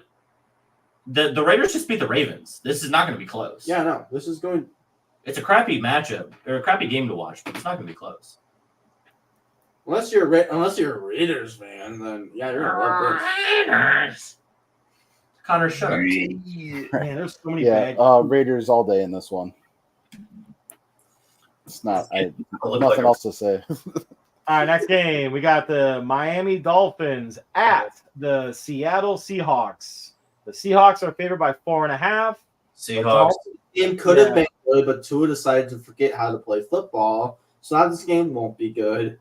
Yeah, this game would have been good until the two most fragile objects in the NFL Seahawks collided. cover. Sai, the reason why he forgot how to play football is because he's concussed. No shit, Bruce. I think that's why I said that. You guys saw he's on IR. You guys saw the tweet that was like the two most fragile objects in the NFL just collided to his head and DeMar Hamlin's chest. Yeah, I did see that. It was actually kind of fun. I also saw one that Mar Hamlin's KD in Call of Duty now is 1. Yeah, no, he's 1-1 now. He's 1-1 now. He's back even, guys. It's I also great. saw a great edit that was like DeMar Hamlin, the video of him like dying on the field, and then Tua comes over to him.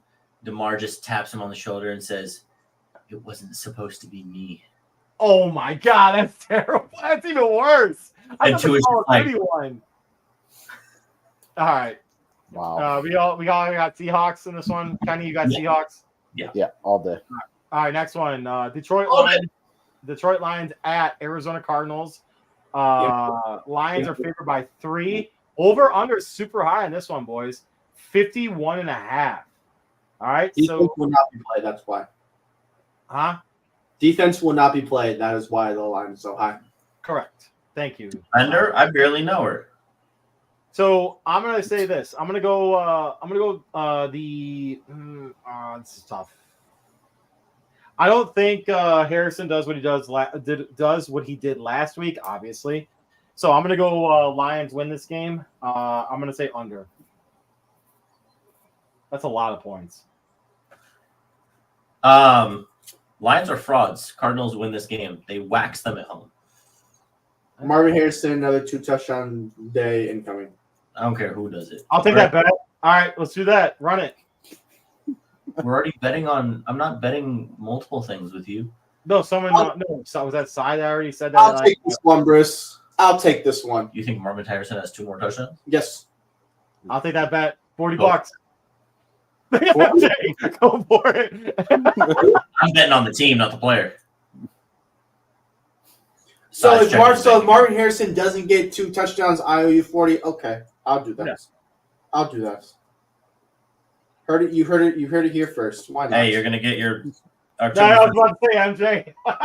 Yeah. I could make Kenny. I could make $80 this weekend. Let's go. Seems like it.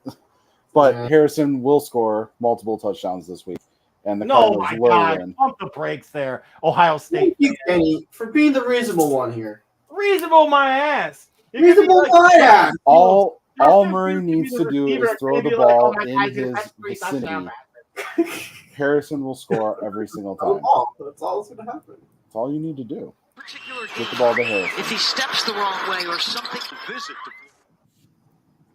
Connor, what are you doing? I don't know what that was. Why are you putting me? I don't know either. All right, next one. We got the Baltimore Ravens at the proclaimed Dallas Frauds. In Jerry's world, the Ravens are favored by -1.5, so it's a neutral site. Over under is 75.5. I'm gonna go with the Dallas Cowboys. I think the Cowboys win this game. Over 75. Huh? Talk about defense. Oh, no, 47.5. Excuse me. 47. Oh my gosh. Okay.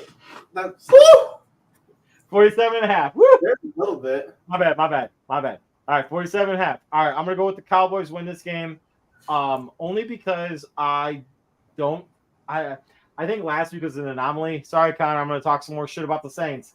I actually think Dak Prescott comes out, does well, and I think he balls out this week. And not only that, but I think the Cowboys defense is better than what they showed.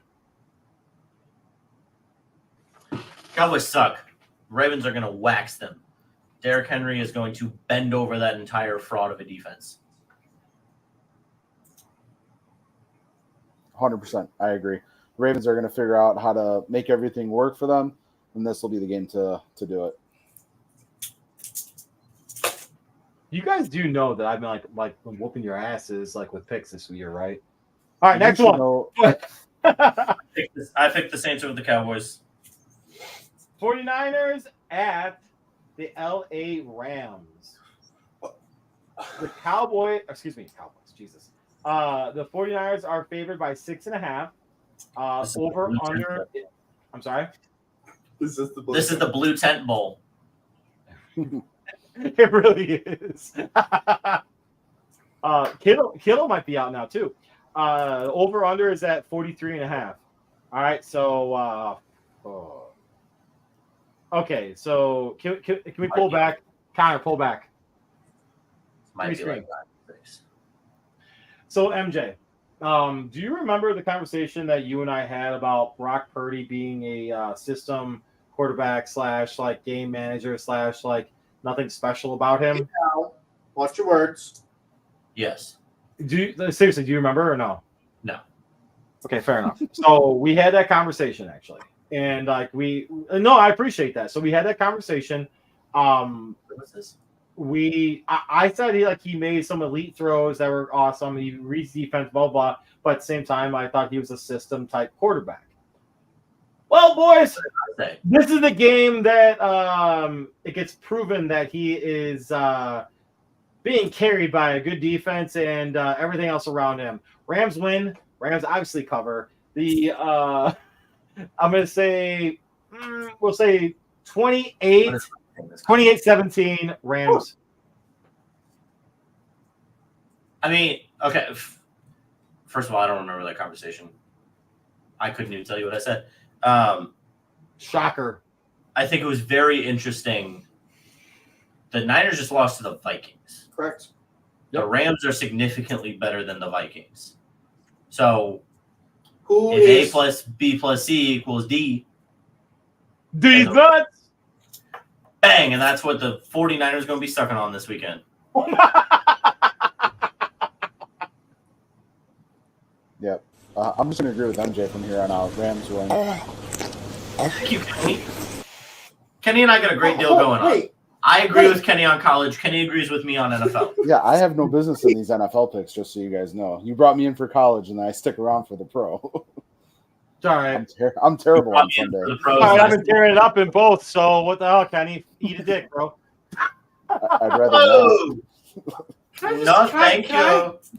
Sai wants to talk. Can I say something? No, Sai, what was the high pitch? Can I just Okay.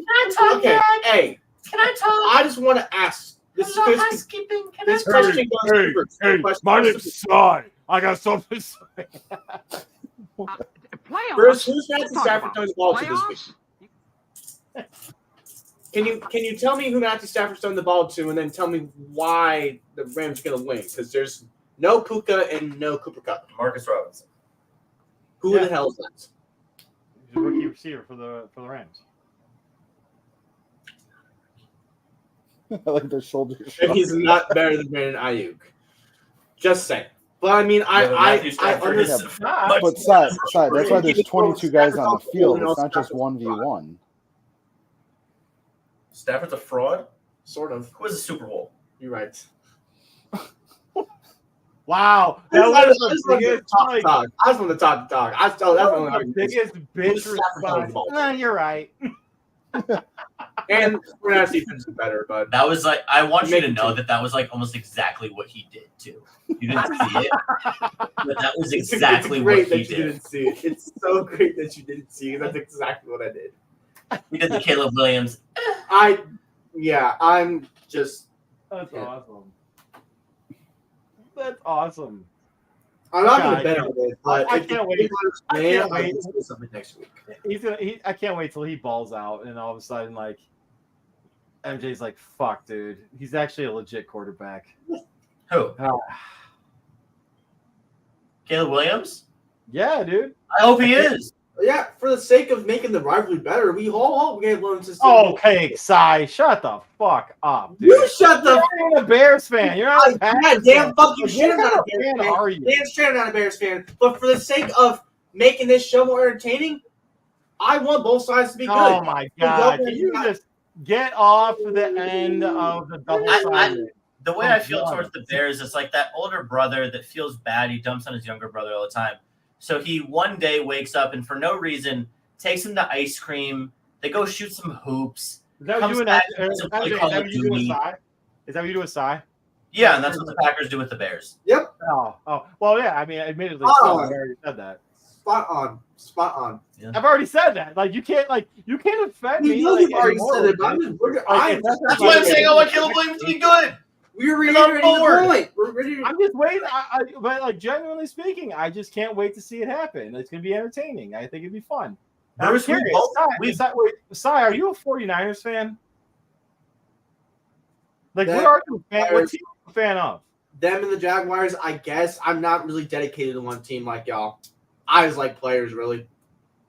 Oh, he's part of that Gen Zer crowd. Okay. I just hopes both teams have fun. Oh! Yeah. Connor, you want to jump in here? I just want to talk to people. I like the Saints. Obviously, we know Saints. Shut up, Connor. Yeah, please get him out. You're welcome. Sorry, Connor. Next picks. What else we got? Nothing. We got nothing else now. We're all good. What's the Monday night game? There's more. You didn't say Chiefs, Falcons, or Jaguars, Bills. We have or Command. Did we say Chiefs, Falcons, Jaguars, Bills, Commanders, Bengals? No. They're all on the ticker, by the way. I did this I ticker went through before. everything on FanDuel. I went through all the FanDuel games. No. Well, we have 2 Monday night games. Correct. And I don't think y'all went through them. You didn't. We did not go through them, Bruce. Really? We got too busy arguing. Hold up. Who's the drunkie now? Not me, unfortunately. He says not me. It wasn't me. It wasn't me. Oh yeah, so Chiefs Falcons. We went. Oh no, we didn't. All right, fucking. Oh, that's true. I didn't get to it. Chiefs McBliterate the Falcons. All right, so the line's -3, which is actually a good call. So if people are gonna jump on that, get it before the hook hits it. The over/under is 46.5. Over. And the Falcons lose because Kirk O'Chain sucks. I'm gonna go Chiefs. Whoop the shit out of the Falcons. It's in. It's in Atlanta. Doesn't matter. It does not matter. Chiefs win. Chiefs all day. So old, man. Next one, Jacksonville Jaguars at the Buffalo Bills. Buffalo is favored by 4.5. Over under is at 45.5. I'm gonna go with the Buffalo Bills. Win cover, we'll say 21. No, more than that. We'll go 24. We'll go 27 to 10. Beat down. Trevor Lawrence is a fraud. Trevor Lawrence is a fraud. Trevor Lawrence bad. Josh Allen is good, so he wins. I love your reasoning sometimes, MJ. Again, completely agree with MJ. Trevor Lawrence is an absolute fraud. Doesn't deserve the contract that he got. Didn't I just say that? You should agree with Bruce, you dumbass. No, don't do that around here. I mean dumbass in the best way, by the way. No, No. Just because I was following MJ up, that's why I was agreeing. Oh, Aaron Rodgers with a rush? Sorry, I'm busting your chops, Kenny. Doesn't bother me. Kenny, oh my God, Aaron Rodgers rushed, and they're like, "Are you okay? Are you okay?" He legit asked him if he was okay after he tackled him. Wow. All right, next one, last one. The Washington Communists at the Cincinnati Bengals. Yeah, the other team. Bengals are minus 7.5, and over under is 46.5. Bengals win, cover, over. Yep. I'm gonna go under. I'll say Bengals win under. Bengals all day. They win, they cover, they take the over. I can't believe Washington still has a team at this point. Seriously. Also, I just want to make it a point that I bet on South Alabama tonight against Appalachian State. Appalachian State was favored, and guess who bet on Southern Alabama? Put it up. Put it up. Thank you. That game should not be bet on. Just so you know, Bruce. Why are we Hey, guess who researched it? Why are we bidding on the South Alabama Jaguars? Because I can win money off of it. Why wouldn't I? That's who I think it is, right? Yes. Yes. The Senior Bowl school. Yeah. The field. Very, very pretty, very pretty field. But why are we betting on them? Beats me. Very pretty. Very pretty field. That's the reason why I'd go to a school, because I went on the field and it's very pretty. Boise State. Boise State. We're not going to talk We are not about talking about Boise Boise State right now. We're not talking about Boise State. Nope. No. Oh, Coastal Carolina. Is that your little like? We can talk about Coastal Carolina. We cannot talk about Boise State. They have a beautiful Let's play Boise State, field. MJ. They really do. Fuck you. Fuck you. It'll be fun, Fuck he you. said. Fuck you. I didn't realize they were actually that good. It'll be fun, he I didn't realize said. they were ranked. 24th ranked Boise State. We play them In at 2026 at Boise State. They wear their blue uniforms. I'm blind. I can't see anything. That's why they do it. Yeah, right. Seriously, that's Rodgers is why they do it. Oh my goodness. That really is why they do it. Hey, Jack, They're- how about Aaron Rodgers, buddy boy? Who's the GOAT now, big dog? Uh-oh. Uh-oh. He's not very good for you. Oh. Well, boys, it's about that time. Maybe you can enjoy some more Crown and. I just want to play my dynasty. I don't blame you. I get it. We get some Hey, prospects man. to recruit to Bradley University. We do. Well, you boys have fun with that. With that being said, it's time for the best commercial in podcast history. Run it.